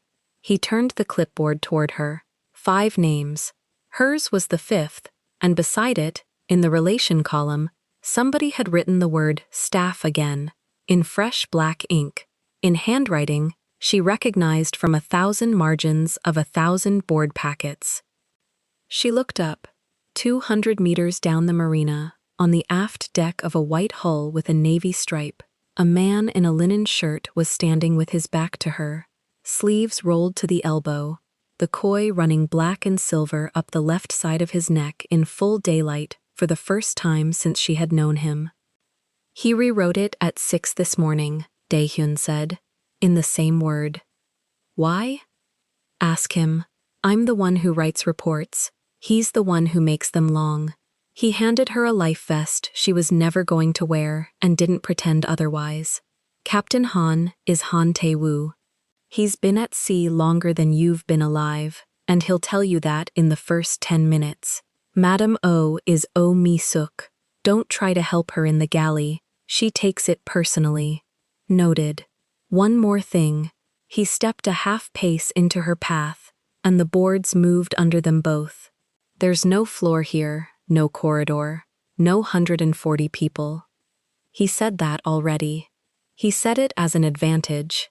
Daehyun looked out at the water, at the gap between the hull and the dock where the sea slapped and went dark. There's also no exit. Whatever happens today happens with the same 5 people until we come back. "Then I'll be the one keeping count," Celeste said, and walked past him. Captain Han met her at the gangway with a hand like a coil of rope, and 40 years of sun folded into the corners of his eyes. He held her forearm while she stepped over the gap, which was the first time all week anyone had touched her arm in a way that was actually about not falling. 41 years, he said. 31 of them out of this marina. That's 10 minutes early, she said in Korean, and he laughed so loud that a gull came off the piling. Mi-suk was in the galley doorway before the laugh finished, dusty rose blouse, cream apron, jade sliding on her wrist as she wiped her hands. She looked at Celeste for a long, unhurried second. Hair, shoulders, sandals, the small gold letter at the base of her throat, and something in her face settled, the way a face settles when it finally gets to see a thing it has only heard about. "You're taller than he said," Mi-suk announced. Celeste's eyebrow moved a millimeter. "He said? Breakfast is at 9:15. Mi-suk turned back into the galley. "Sit on the port side. The sun crosses at 11 and you'll cook." At 9 o'clock exactly the engines took. The lines came off the cleats, and the marina began to slide backward. Celeste stood at the rail and watched the coast get smaller, and she felt her shoulders come down off her ears for the first time in 11 days, and she hated a little bit that a boat could do in 90 seconds what she had failed to do with 3 weekends and a bathtub. Ji-hoon came aft at 9:04, barefoot, trousers rolled once at the ankle, no watch on the deck side of his wrist, though the watch was there, silver and black, catching light every time his hand moved. "You paid for your own taxi," he said. 22,001. That was a statement. That was a taxi. She turned around, back against the rail, and the wind pushed her hair off her face. The statement was the receipt. He looked at her for 3 seconds longer than any of the 140 people on the 38th floor would have believed he was capable of. Then he said, "Breakfast is at 9:15, as if that had been the plan all along, and the Ice Prince of Seoul walked away from a conversation he had opened himself. Breakfast was on the shaded deck: grilled mackerel, 3 kinds of banchan in white dishes, rice, a soup Mi-suk set in front of Celeste with a small warning about the temperature, and no warning at all about the chili. Celeste ate all of it. She asked what was in the second dish. Mi-suk told her, and then told her what her mother had put in it instead, and then told her that her mother had been wrong, and Captain Han said something from the wheelhouse door about the mother in question that made Mi-suk throw a dishcloth in his direction. Ji-hoon watched that whole exchange with his cup halfway up and didn't drink from it once. "You're quiet," Celeste said. "They don't do that when it's only me." "Do what?" "Argue." He set the cup down. "For 11 trips this deck has been very well behaved. By 10:30, the coast was a gray line, and the water had turned the color of ink under glass." Mi-suk brought out a lacquer box, opened it, and dealt Hwatu cards onto the low table with a snap that meant she had done it 10,000 times. Captain Han locked the wheel on the autopilot and came down for exactly 3 hands, which turned into 9. Celeste lost the first 4. She lost them fast and badly, and Han crowed about it in a mix of Korean and Sea Korean that Celeste half followed, and Mi-suk explained the scoring twice in 2 different ways, and Ji-hoon said nothing at all except, once, "You're counting the wrong pile." On the 5th hand, Celeste stopped counting the wrong pile. She won the 5th, she won the 6th. On the 7th she called go instead of stop, with a face so flat that Mi-suk put both hands over her mouth, and she took the 8th and the 9th off Captain Han's ribbons, while the man swore at the ceiling of his own boat. "She was losing on purpose," Han said. "I was learning on purpose," Celeste said. "There's a difference. One of them is cheaper." Ji-hoon laughed. It was not a large sound. 2 syllables, out through the nose, gone in half a second. But Mi-suk's head came up, and Captain Han's head came up, and the 2 of them looked at each other across the table, with the specific expression of people who have worked for someone for a long time and just heard a noise from him they have to go home and tell somebody about. Celeste stacked the cards and pretended to see none of it. At 11:40, the fight over the speaker started. It started because Ji-hoon put on something instrumental and gray, the kind of music that exists to fill the corners of hotel lobbies, and Celeste let it run for one entire song before she stood up. "No, it's calm. It's an elevator." She held out her hand. "Give me 20 minutes of the speaker. That's a negotiation. That's a request. The negotiation is what happens if you say no." He gave her the speaker. She put on the first thing that had ever mattered to her, which was a Chicago radio staple older than she was, and by the second chorus, Mi-suk was moving her shoulders over a bowl of cucumbers, and by the third song, Captain Han had turned the wheelhouse volume up to hear it better, and Ji-hoon sat in a deck chair with his arms crossed and his face doing the thing faces do when the mouth is losing. "This is loud," he said. "This is Saturday. You're 40 seconds past 20 minutes. You have a watch," she said, "and you're not looking at it." Nobody on the boat missed the fact that he pushed the sleeve down over it. At 1:15, Mi-suk served lunch, and lunch went on for an hour and 10 minutes, and somewhere inside that hour, Celeste heard herself telling Captain Han about the Tanaka pallet in Busan. No names, no numbers, just the shape of the thing, and heard Han say that a manifest is a manifest whether it's a boat or a woman, and heard Mi-suk say something about him that made the man's ears go red under 40 years of sun. Nobody said the word president once between noon and 2. At 2:06, Celeste's phone buzzed on the table. She reached. Ji-hoon got there first. His hand closed over it, and he lifted it out of range, and Celeste sat back in her chair with the slow deliberation of a woman deciding whether or not to make a scene at sea. "Give it back. How many notifications since 9? That's not the question in front of us." "How many?" 61, she said. 54 are the marketing deck. 4 are logistics on the manifest protocol. 2 are my mother. 1 is a bank. He held her phone up and looked at it the way he looked at documents he intended to reject. Then he turned his head. Dae-hyun. Dae-hyun came out of the shade of the flybridge stairs like he had been standing there the whole time, because he had been standing there the whole time. "Hold this until 1600. "Yes, sir." "Excuse me," said Celeste. Dae-hyun took the phone in one flat hand, and this was the part that made Celeste's jaw shift. He wrote something down on the clipboard about it. "Time, item, custody. You're logging my phone. I log everything," Dae-hyun said. "It's how you get it back at exactly 1600 instead of whenever someone remembers.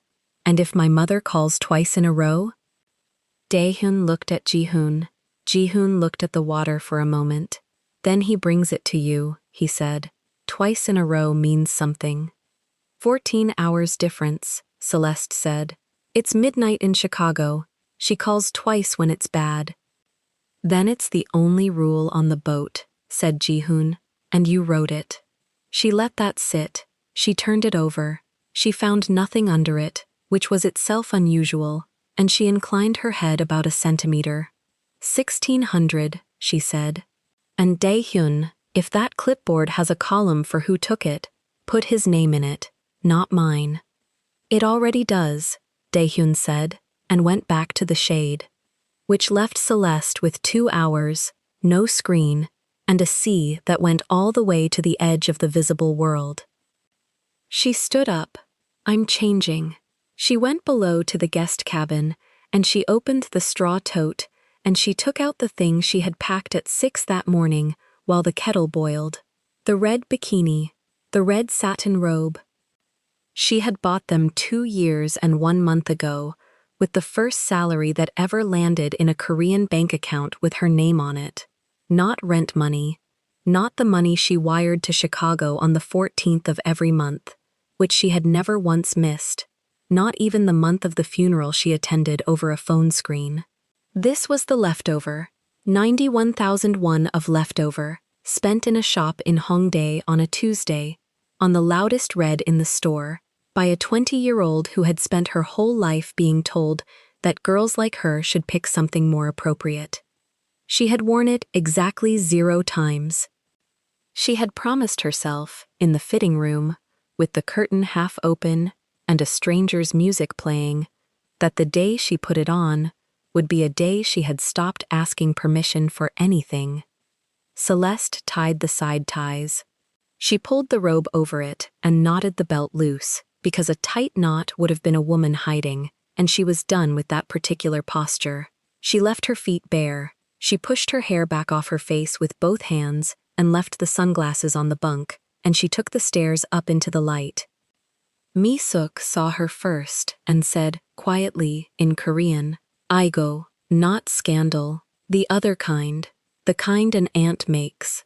Captain Han looked at the horizon so hard he could have navigated by it. Ji-hoon was standing at the port rail with his back to the stairs, and he heard bare feet, and he turned around. And the Ice Prince of Seoul, 26 years old, 4 years on the cover of every business magazine printed in that city, the man who had once ended a 9-figure negotiation by putting a pen down, took one look and forgot the sentence he had already started. "You," he said. "Careful," Celeste said, walking past him to the rail. He recovered in about a second and a half, which she counted because she counted everything. "That's not office," he said. "No. It's very red." "It's the same red as Friday," she said. "You didn't have anything to say about Friday. On Friday, you were holding a tablet. I'm still holding something." She leaned her forearms on the warm rail and looked out. "Just not for you." He came and stood beside her, close enough that the wind moved the loose end of her belt against his hand, and he moved his hand rather than touch it. "Where did you get it?" "First paycheck." She set it to the water. 2 years and 1 month ago. I put it in a drawer, and I've moved it into 3 different drawers since. A gull came down the length of the boat and pulled away. I told myself I'd wear it the day I stopped waiting for somebody to say it was allowed. He was quiet for a moment. "And today's that day. Today's that day," she said. "It has nothing to do with you." "I know." "Say it again." "It has nothing to do with me," Ji-hoon said. And Celeste heard something crack very slightly in the middle of the sentence, and she let herself smile at the sea and not at him. That was 2:29 in the afternoon. At 2:34, 400 kilometers away, in a penthouse in Cheongdam, Seo Yuna picked up her phone, opened a photograph that had been taken 11 weeks earlier at a foundation gala, champagne gold gown, diamonds, her hand on a charcoal sleeve. Ji-hoon's face turned 3 degrees toward the camera, in the exact instant that made it look like he was turning toward her, and she wrote 11 words underneath it. Then she read them again. Then she deleted 1 word, which made it worse, which was the point. Then she posted it. At 2:41, Daehyun's own phone went off in his pocket. He read it standing up. He read it again sitting down, which he never did. At 2:43, he crossed the deck with Celeste's phone in his left hand and his own in his right, and he stopped in front of both of them, and he addressed the president in the flattest voice in the Republic of Korea. "Sir, Ryu Min-jae, 3 times in 9 minutes."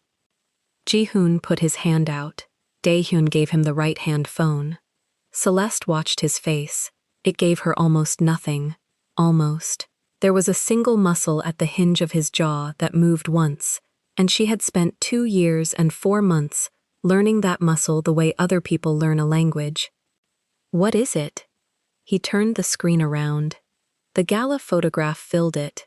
Under the photograph, the caption, in Korean, and under that, a number climbing so fast the digits were blurring. Reshares, in the tens of thousands. The caption said, "He asked. I said yes. Announcement soon. Celeste read it twice. Then she read the line above it, the small gray line that said the post was 17 minutes old, and then she read the 3 news alerts stacked underneath it, because 17 minutes is a very long time in a country with 400 entertainment desks. Baekjin Air engaged? 12 minutes ago. Seo Yuna confirms. 9 minutes ago. Baekjin Group declines to comment. 4 minutes ago. Declines to comment, Celeste said. Nobody declined anything. Ji-hoon's thumb moved once. There's nobody in that office on a Saturday to decline. There's Min-jae. Min-jae is calling me because she needs a sentence, and she doesn't have one. He looked up. Who knew this boat left at 9? Dae-hyun answered without checking anything, which was its own kind of alarming. You, me, Han, Mi-suk, her. Celeste held her hand out, and Dae-hyun put her phone into it, 49 minutes early, and neither of them said a word about the log. And 61 notifications had become 304. She scrolled past every single one of them, past the marketing deck, past her mother, and stopped at the 4th message from the bottom. It was from a number not in her contacts. It had arrived at 2:38. It said, "Are you on the water today?" Celeste turned the screen so that Ji-hoon could see it, and the deck under all 5 of them was suddenly a very small place with no corridors and no exit. Ji-hoon read it. Then he read the timestamp, which was 5 minutes after the post and 13 minutes before Min-jae's first call, and the order of those 3 numbers changed his face more than the engagement had. "Han," he called, without turning his head. "How far are we from the nearest coast?" The captain answered from the wheelhouse door, and he answered in the voice of a man who has already checked. 22 kilometers. "That's not a reporter," Celeste said, still holding the screen up between them. Reporters ask what? He asked where. Ji-hoon took the phone out of her hand, read the 6 words again, and handed it back face down. "Delete nothing," he said. "I wasn't going to." Celeste turned the screen up, screenshotted the message, and sent the screenshot to herself by email, subject line blank. Now it exists twice. Dae-hyun wrote something on the clipboard. Han leaned out of the wheelhouse doorway with one hand on the frame and said the wind was going to swing north within the hour, and the sea under them changed its mind about the light. Flat silver where it had been blue. 1446, Ji-hoon said. Min-jae gets an answer at 4. Why 4? Because at 4, I'll know what I'm answering. Celeste slid the phone into the pocket of the robe. The satin held it badly. She adjusted the belt without tightening it, and looked at the water instead of at him, and that was the whole of her comment. Mi-suk came up the 3 steps from the galley carrying a tray of cut pear and did not put it down anywhere near the conversation. She set it on the low table by the port rail, which was 6 meters away from all 3 of them, and stood beside it with her hands folded, waiting like a woman who had waited out worse rooms than this one. "Eat," she said, in Korean. "Ajuma." Eat and then fight. Fighting on an empty stomach is how people say the thing they can't take back. Han laughed from the wheelhouse. Ji-hoon looked at Mi-suk for 2 full seconds and then walked over and took a piece of pear, because there was nothing else to do with a woman who had known him since he was 16. Celeste ate 2 pieces. The juice ran down her thumb and she wiped it on the inside of the robe, which cost 80-something thousand won, and had waited 2 years in 3 drawers for exactly this kind of disrespect. Then she stood up. 22 kilometers, she said. That's what Captain Han said.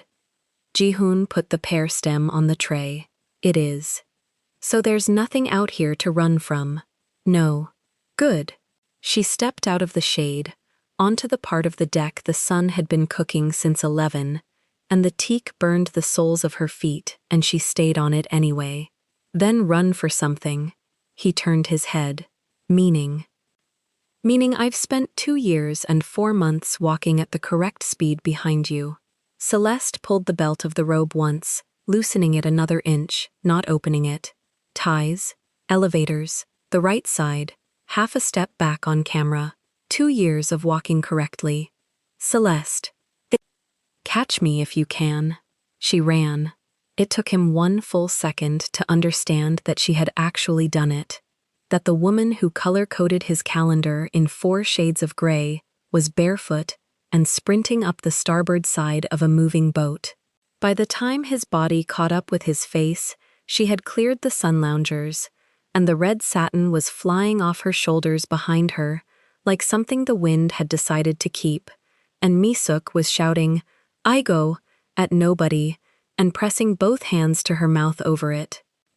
Han hit the horn. 1 short blast. The old man had waited 31 years for a reason to hit that horn on a private charter, and he took it. Ji-hoon went after her. He was faster over open ground, and there was no open ground. She knew the boat the way she knew the 38th floor. She had walked it once at 9 in the morning and filed it. She went around the outside of the deckhouse instead of through it. She used the winch housing as a corner and cut it tight.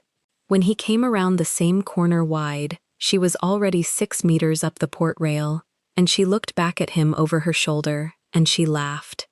That laugh was the first sound on that boat that did not belong to any of the 5 people's jobs. "Stop running," he called. "Make me a memo." Dae-hyun stepped out of the way, and this is the part the man would never write on any clipboard.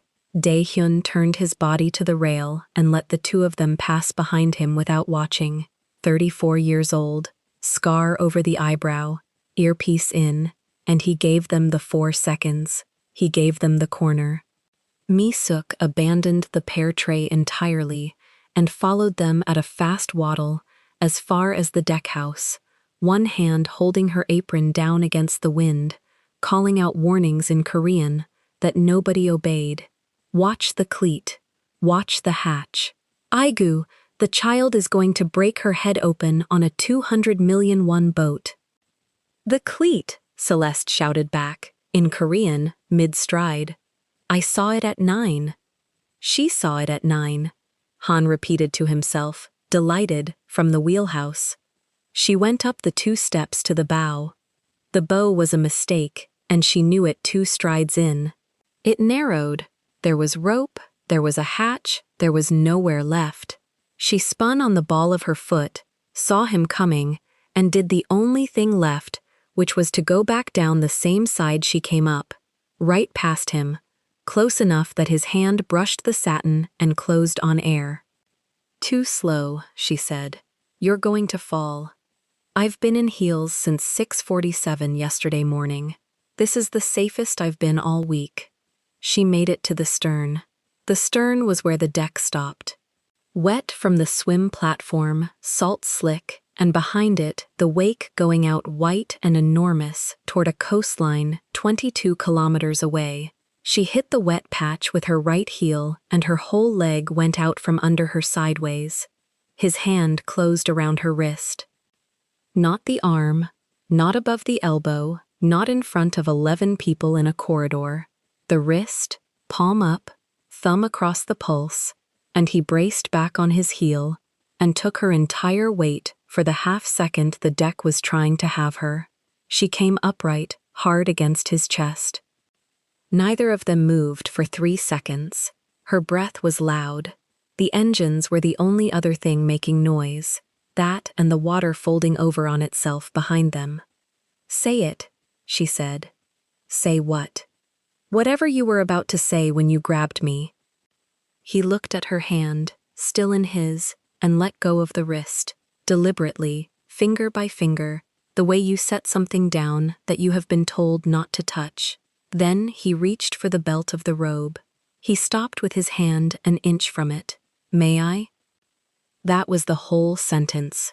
2 words, in English, from a man who had opened boardroom doors with his shoulder for 4 years.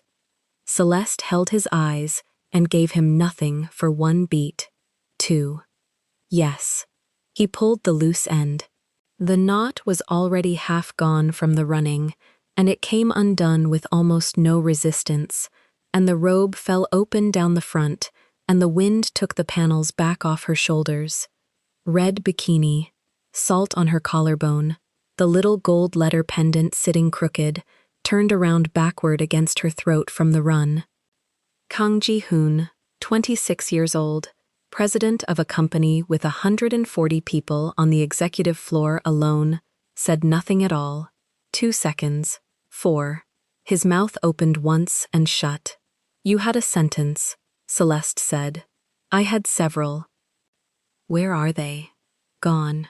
She reached up and turned the pendant back around to the front of her neck herself, and his eyes tracked her hand the entire way and did not once go anywhere else, which she noted and would think about later. Then his hands came to her waist. They landed and they stayed.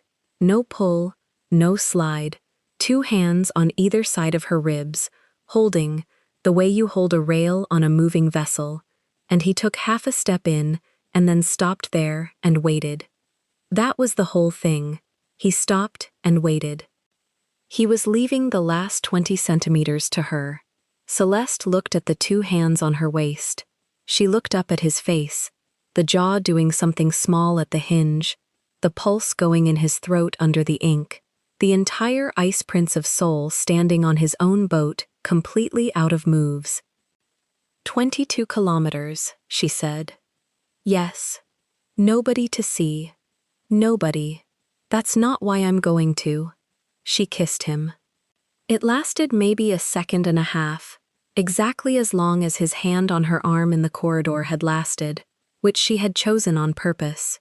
Fast, hard, her hand flat on the front of his shirt, and then she was gone out from under his hands with her palms pushing off his chest. Too slow, she said again, walking backward, robe hanging open, grinning. He caught the rail behind him with one hand. Mi-suk, from the port rail, said something in Korean to Han that included the word for.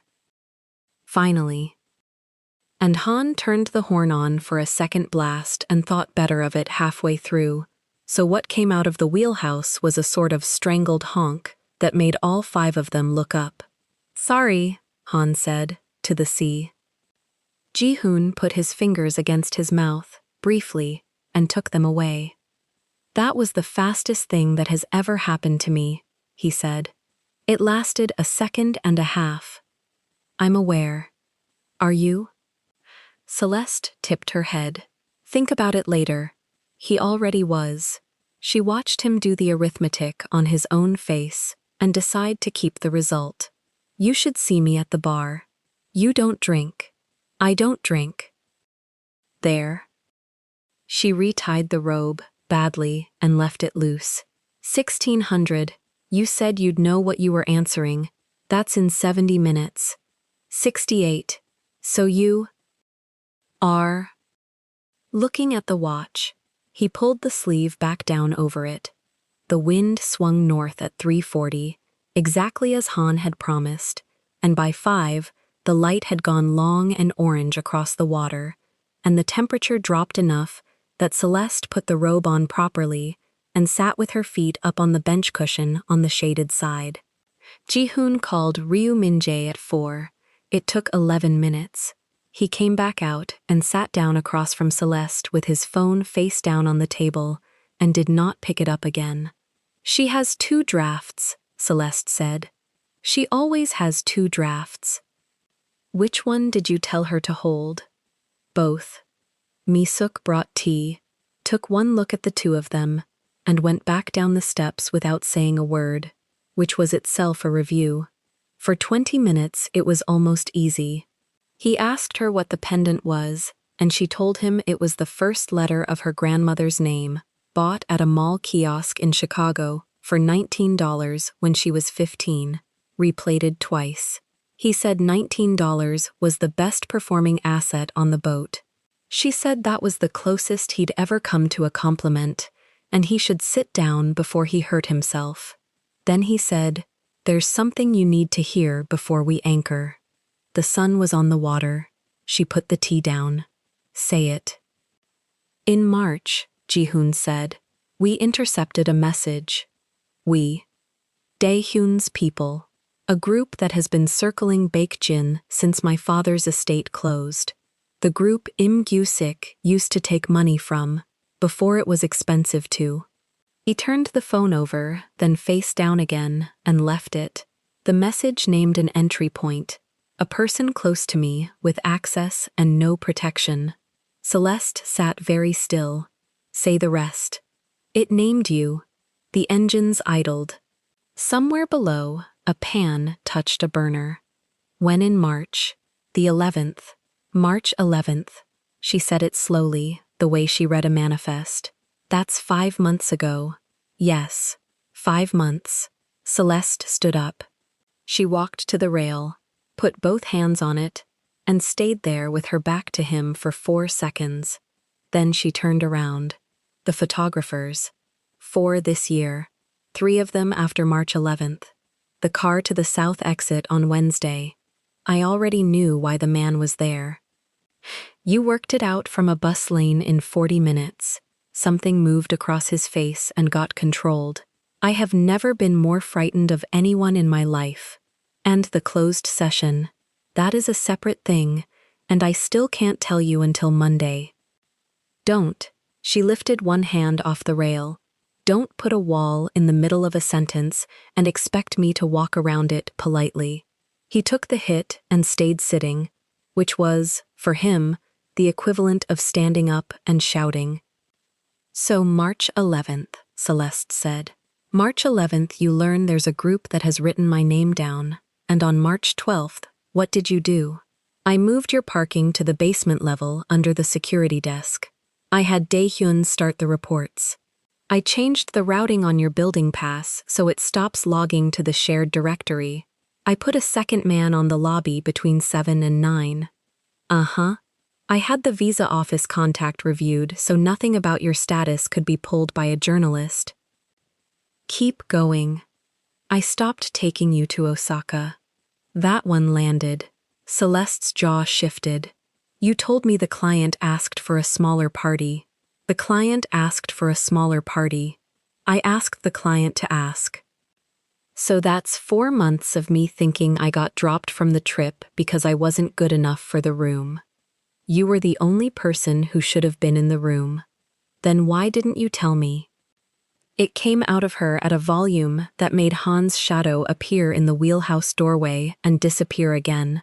Celeste heard herself, put her hand up, palm out, and brought her own voice back down to something flat and controlled, which was worse.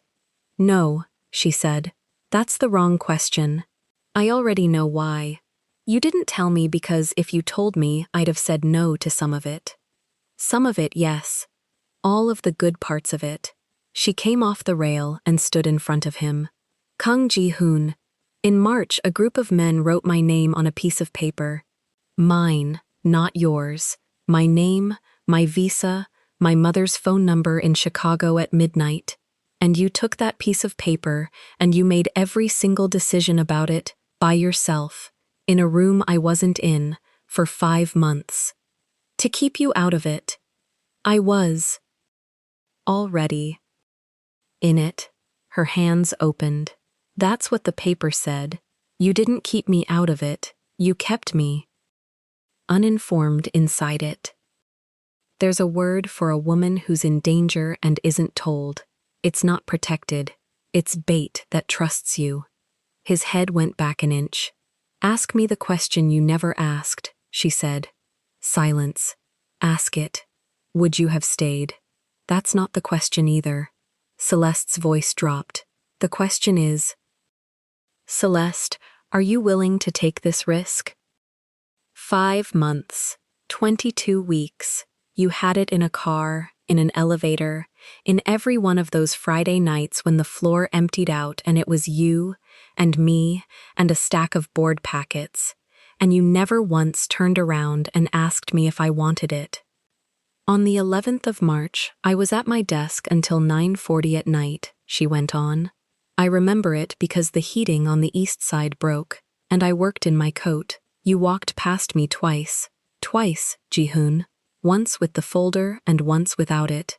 I know which 2 times. Of course you do. You've been keeping the list too. She shook her head slowly. 2 people in the same building, both of us keeping lists, and only one of us knew what the list was for. Because I knew the answer. You don't get to know my answer. For me. That's not knowing. That's voting on my behalf. She pointed at the deck between them. You gave me a bodyguard, a parking space, a visa review and a rerouted door pass, and you never gave me the one thing that costs nothing. A sentence. 4 seconds. Someone wrote your name down. Dae-hyun had come as far as the top of the galley steps and stopped there. He held position with the clipboard against his thigh, and when Celeste's eyes found him, he gave her something that was not quite a nod and not quite an apology, and he stayed exactly where he was, close enough to be called, far enough to not be part of it. He knew too, Celeste said. He wrote the assessment, and he brought me coffee on Friday and told me he was the man who writes the reports, and I thought he was threatening me. She pressed her tongue against her teeth. He was trying to hand me the file, wasn't he? Sideways, because he wasn't allowed to hand it to me straight. Ji-hoon put his hands together and looked at them. I would have said yes, Celeste said. That's what kills me. I'd have said yes on March 11th, at whatever time you got the message, and I'd have gone into work on the 12th, and I'd have known which faces to look at. Do you understand what you took from me? 5 months of my own eyes. He stood up. I know. Don't agree with me. Agreeing is cheap. I'm not agreeing. I'm telling you I have known it since March 12th, at approximately 1 in the morning, and I did it anyway, every day, on purpose. He held her look. That is worse, and I'd like you to have the accurate version. Celeste breathed out through her nose. The sun was half in the water now. Everything on the deck had gone the color of a struck match, and her shadow and his shadow ran 15 feet aft and joined somewhere near the stern, where she had kissed him 90 minutes earlier, which felt at that moment like a completely different woman's afternoon. The message this morning, she said. Are you on the water today? Yes. That's the same people. Perhaps. Perhaps. She laughed once, no humor in it. That's the second decision you're making in a room I'm not in. And it's happening right now. She looked at the sky instead of a clock. Whatever this is. Say the number, Ji-hoon. 6:04. 6:04 on Saturday. Say the whole thing or I'll get it out of Dae-hyun, and you know I will, because he's the one who taught me to read a custody column. Ji-hoon looked past her shoulder, and his face did something she had seen exactly twice before, once at 8:19 on Friday morning, and once when Im Gyu-sik walked onto the floor. Han, he said. The captain came out of the wheelhouse fast, cap in hand, and he was not looking at either of them. He was looking at a point off the port quarter, at a small gray shape sitting on the orange water where nothing had been all day. Sir, Han said, that boat has held 200 meters behind us for 40 minutes. Ji-hoon crossed to the port rail in 4 steps and put both hands on it. Speed? Ours or theirs? Han said. Same. That's the point, sir. They match us. Since when exactly? 1724. I logged it. Celeste pulled the robe closed and tied it herself. 1 loop. Tight. Then log this too, she said. 1806. I'm standing here. Han looked at Ji-hoon. Ji-hoon looked at the gray hull sitting 200 meters off their wake like a tick on a dog's ear. Dae-hyun. Already up. Dae-hyun came off the galley stair with the binoculars against his chest. He raised them, held them for a long 6 seconds, lowered them. 4 people, no rods, no nets. One of them is standing at the bow with something on a tripod. A tripod, Celeste said. A lens.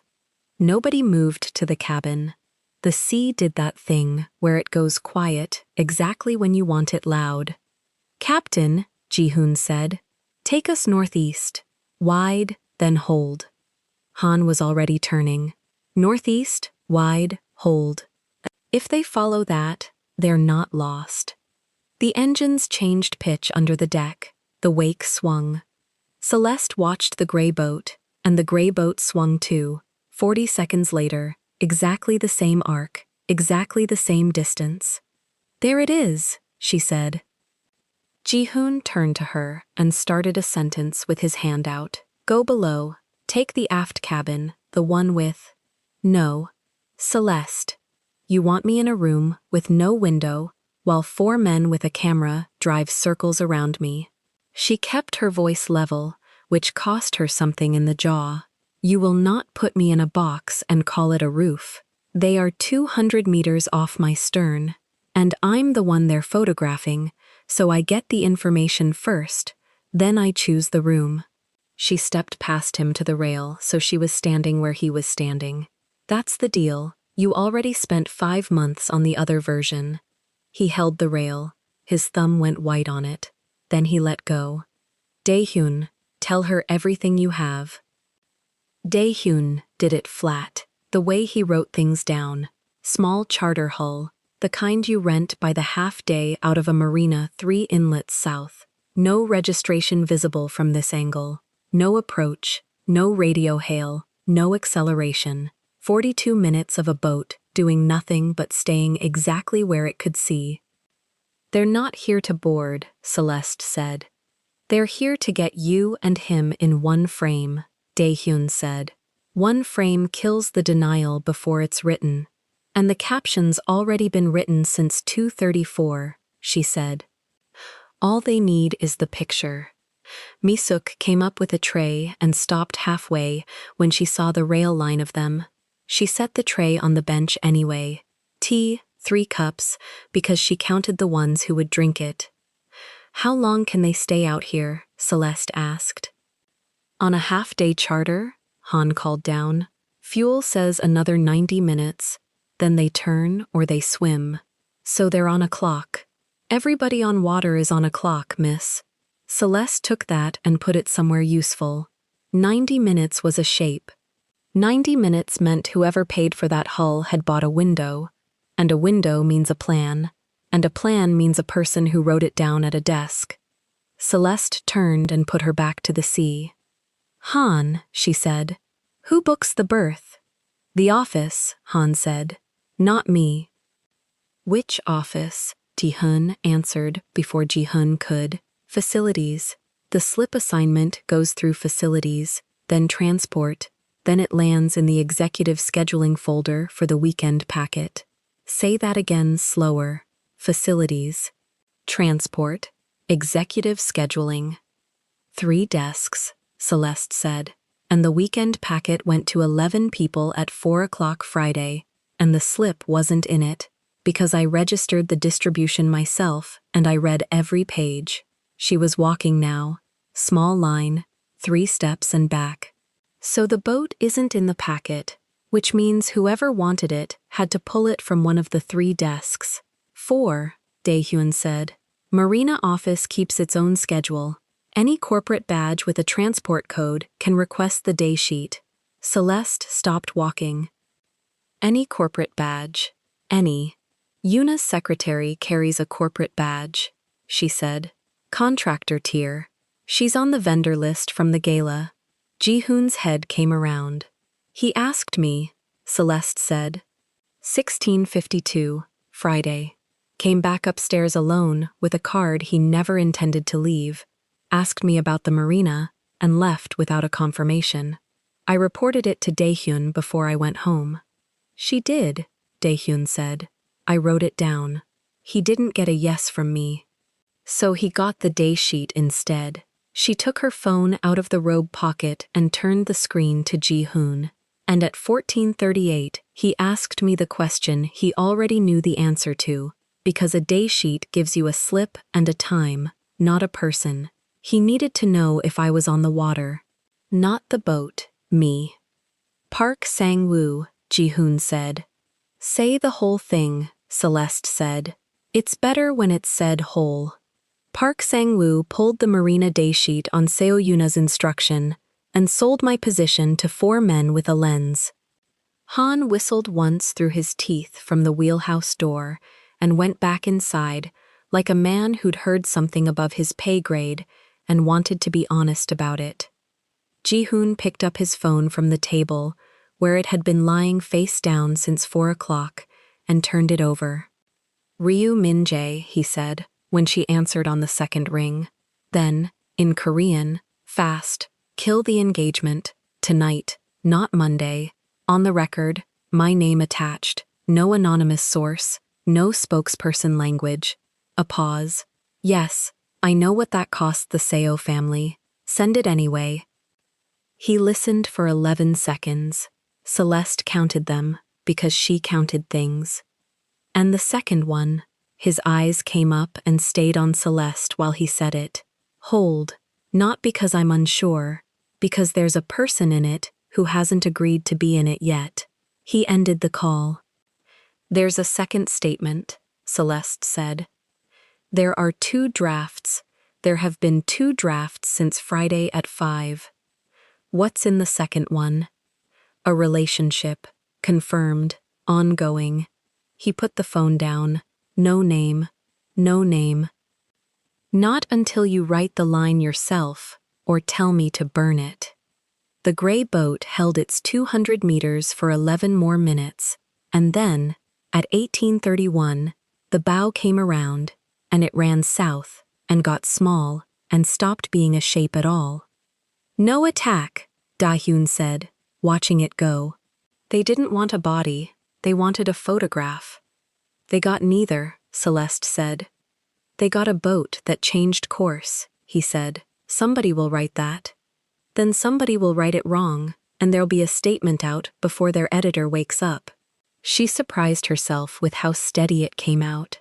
Mi-suk poured the tea without asking and pushed 1 cup 2 inches towards Celeste, which in that woman's language was a command. Ji-hoon went below. He came back up with a small box. Black, hinged, the size that makes a person's stomach do the stupid thing. Celeste looked at it, and looked at him, and set her cup down very carefully on the bench.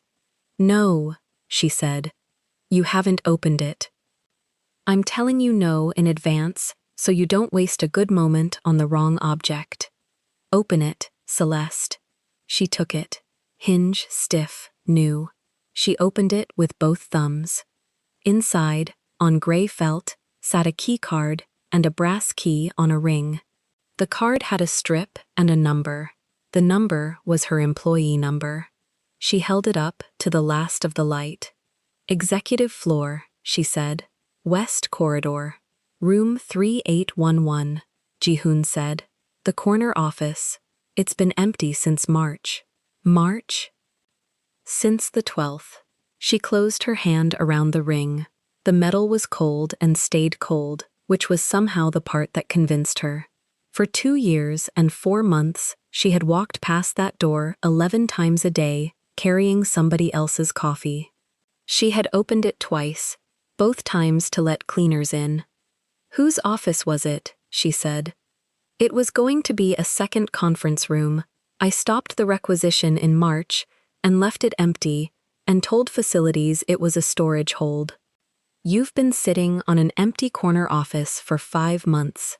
I've been sitting on a lot of things for 5 months. Monday, she said. 8 o'clock. Closed session.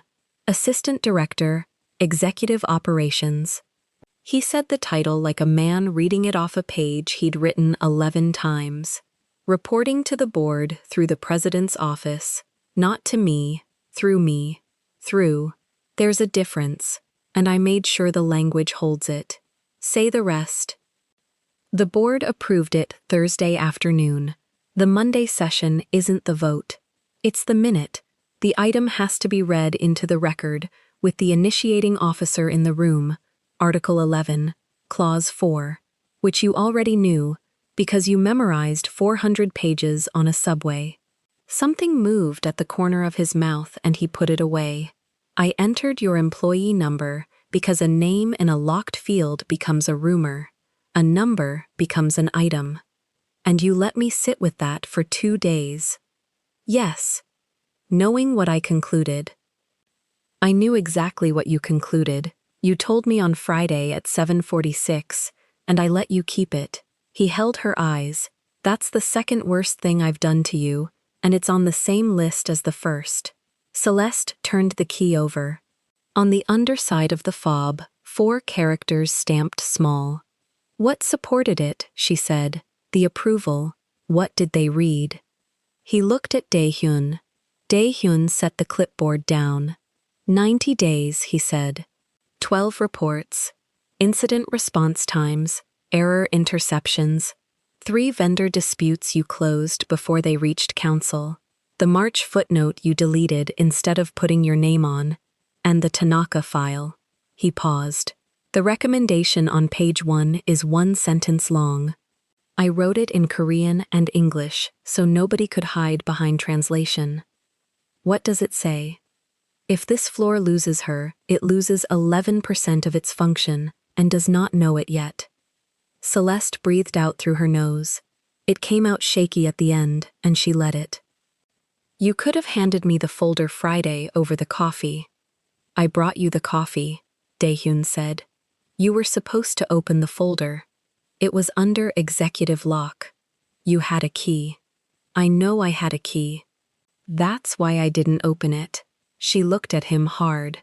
If I'd opened it, then on Monday, somebody says she read her own file, and then the whole thing is a favor instead of a fact. Dae-hyun picked the clipboard back up. That's in Report 9, he said, almost word for word. Ji-hoon had gone very still by the rail. Say the last part, Celeste said to him. You're standing like a man with one more thing. He took a moment. The sun was down to a coin. When I planned this trip, he said, on Tuesday, the plan was to end it. The teacup stopped halfway to Mi-suk's mouth. Say that again. 200 million won of boat, 5 people, 22 kilometers of water, so that when I told you it was over, there would be no floor, no corridor, and nobody to watch your face. He said it without softening any of it. Promotion Monday, distance Saturday. Clean. You get the office, you lose me, and the men who wrote your name in March lose their entry point because there's no longer anything to enter. That was the sentence, Celeste said. That was the sentence you were saving for the sea. That was the sentence. And you invited me onto a boat to say it. I invited you onto a boat because I'm a coward with a good calendar. He turned to face her fully. Then you came up those stairs in red, and I lost the entire speech in 1.5 seconds, and I've been rewriting it since 2:29 this afternoon. You've been rewriting it since March, Mi-suk said. Everyone turned. Mi-suk set the tray down and folded her hands over her apron like a woman who had waited an appropriate number of months and had now decided that was enough. 11 trips on this boat, she said, in Korean, and Celeste caught all of it. 11 times I cooked for a man who ate standing up. In April, he asked me if I knew a place in Hongdae that sells the black soybeans. Not for him. For a person from Chicago who misses her grandmother's cooking and has never once said so out loud in this office. She looked at Celeste with those crow's feet doing all the work. I said, Sir, that person is not going to eat beans off a plate you hand her in a hallway. You've known since April, Celeste said. I've known since March, Mi-suk said. April is when he made a mistake and asked a question. Han's laugh came out of the wheelhouse like a horn. Celeste sat down on the bench. She put the box on her knee and left it open. Sir, Mi-suk said, dinner is at 8. We anchor at 7:30. She picked up the tray. The lady will need her other dress. It's already pressed. By 1934, the anchor chain ran out with a sound like a drawer full of knives, and the boat stopped fighting and just sat. Celeste came up at 8 in the emerald slip dress, hair loose and salt-wrecked, bare feet on warm teak, the pendant sitting where it always sat. Ji-hoon had traded the linen for black silk with the sleeves rolled. Mi-suk had laid the table for two at the stern, one lantern, and had removed the second lantern because a woman with 45 years knows what one lantern does. He stood up when she got there, not the corporate stand, the other one. "Sit," she said, "you'll knock the table." He sat. Mi-suk served and disappeared with a speed that fooled nobody. Celeste ate 4 bites before she started. "No speeches," she said. "I have none left. You watched me lose them all. Then ask." He put his chopsticks down. "Be with me, publicly, on your clock, not mine. If your clock is a year, it's a year. If it's never public, then it's never public, and I'll keep it small, and you'll be allowed to hate that I called it small." That's the ask? That's the whole ask. No promises with numbers in them. I've made you enough decisions. She wiped her fingers on the napkin, slowly, because she wanted him to sit in it. "Conditions," she said. 3. Go. 1. Monday's item is read exactly as written. If a single director opens his mouth to say, "I got that office horizontally," you don't defend me. You read Daehyun's page 1 out loud, and you let the room sit in it. She held up a finger before he could speak. You don't defend me. You cite me. There's a difference, and you're the man who told me language holds differences. Done. 2. Never again a decision about my life made in a room I'm not in. If there's a message with my name in it, I see it the same hour. If there's a photographer, I know the number. If you move my parking, you ask. Her voice dropped. I'm not asking you to stop protecting me.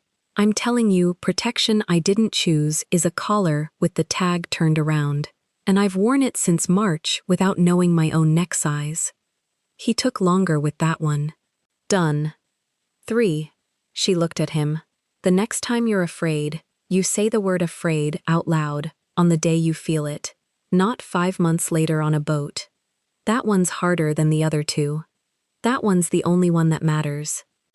Then done, he said, and I'm afraid right now, and I'm saying it on the day. Celeste sat back. And one thing that isn't a condition, she said. It's paperwork. Name it. The manifest. And somebody struck through a word on a signed document with a blue pen, and nobody initialed it, and then somebody rewrote it in black at 6 in the morning, and nobody initialed that either. She pointed her chopsticks at him. Monday, before the session, that correction gets a signature and a timestamp. Mine on one side, yours on the other. I'm not starting a directorship with an altered document in a drawer. You want me to sign a manifest correction on the morning your promotion is read into the record. I want the file to be true. It's the same thing I told marketing about the footnote, and I haven't changed my position in 5 months. Done, he said. 7:40, before the room fills. 7:30, the room fills early when there's gossip in it. 7:30. Send the second statement, she said. He picked up the phone. With the name? With the name, spelled right. Whitmore. W-H-I-T. They'll get it wrong once, and I want the correction to be their problem, not mine. He typed 9 words and sent them. At 20:41, her phone lit on the table between the plates. Bakjin Group, official channel. 2 paragraphs. The first ended the engagement in 11 words and named no one but its own president. The second one had her name in it, and her title, and the word relationship, and no adjectives at all, which was the single most flattering thing anyone had ever written about her. She read it twice. She put the phone face down. Ryu Min-jae kept 2 drafts for 11 cases, she said. This is the first time she got to use the good one. She said something like that, louder. Later, in the suite, with the lantern out and the water knocking soft against the hull, he stopped at the door and asked with 2 words, the same 2 words he'd used on the swim platform, because he had exactly one good habit, and he intended to keep it. She said yes and took the strap off her own shoulder, because she had exactly one rule, and she intended to keep it too. What happened after that belonged to the 2 of them and to the sea, and the sea has never once been a reliable witness. At some point, near 1 in the morning, her phone buzzed on the nightstand, and she reached over him to get it. 1,200 notifications. A director from the board, not Im-Yu-sik, whose name would be spoken on Monday for other reasons, in another room, with a different kind of paperwork, asking if the Monday session had changed. She typed back, 8 o'clock, nothing has changed, page 1. Then she set the phone down and looked at the man watching her do it. You're going to try to manage this, she said. I'm going to try. Understand something. She turned the pendant right side out with her thumb. A girlfriend is not a meeting you control through the calendar. There is no agenda. You can't move me to Tuesday at 11. He laughed, 2 syllables, the same 2, and she filed it. For 2 years and 4 months, he said, I organized every room you walked into so that nothing could touch you. I know. I'm going to stop. He said it to the ceiling first, then to her. I stopped controlling the room. That's the only way I earn the right to walk beside you in it. Celeste turned off the light. Monday morning, at 8 o'clock, in a locked room on the 38th floor, a man read a number out loud, and every person at that table already knew whose it was. If this story moved you, stop for a moment and reflect. Tell me, K-Fam, have you ever held a room together at 6 in the morning and still been told to go bring the coffee? Have you ever been protected by someone who never once asked if you agreed to the risk? And would you have opened that little box hoping for a ring or hoping for a key? Tell us your experiences and feelings in the comments. We read them all. And if you believe in stories about dignity, merit, and honest love, leave a like, be sure to subscribe to the channel, and click join to become a part of our community and help the channel.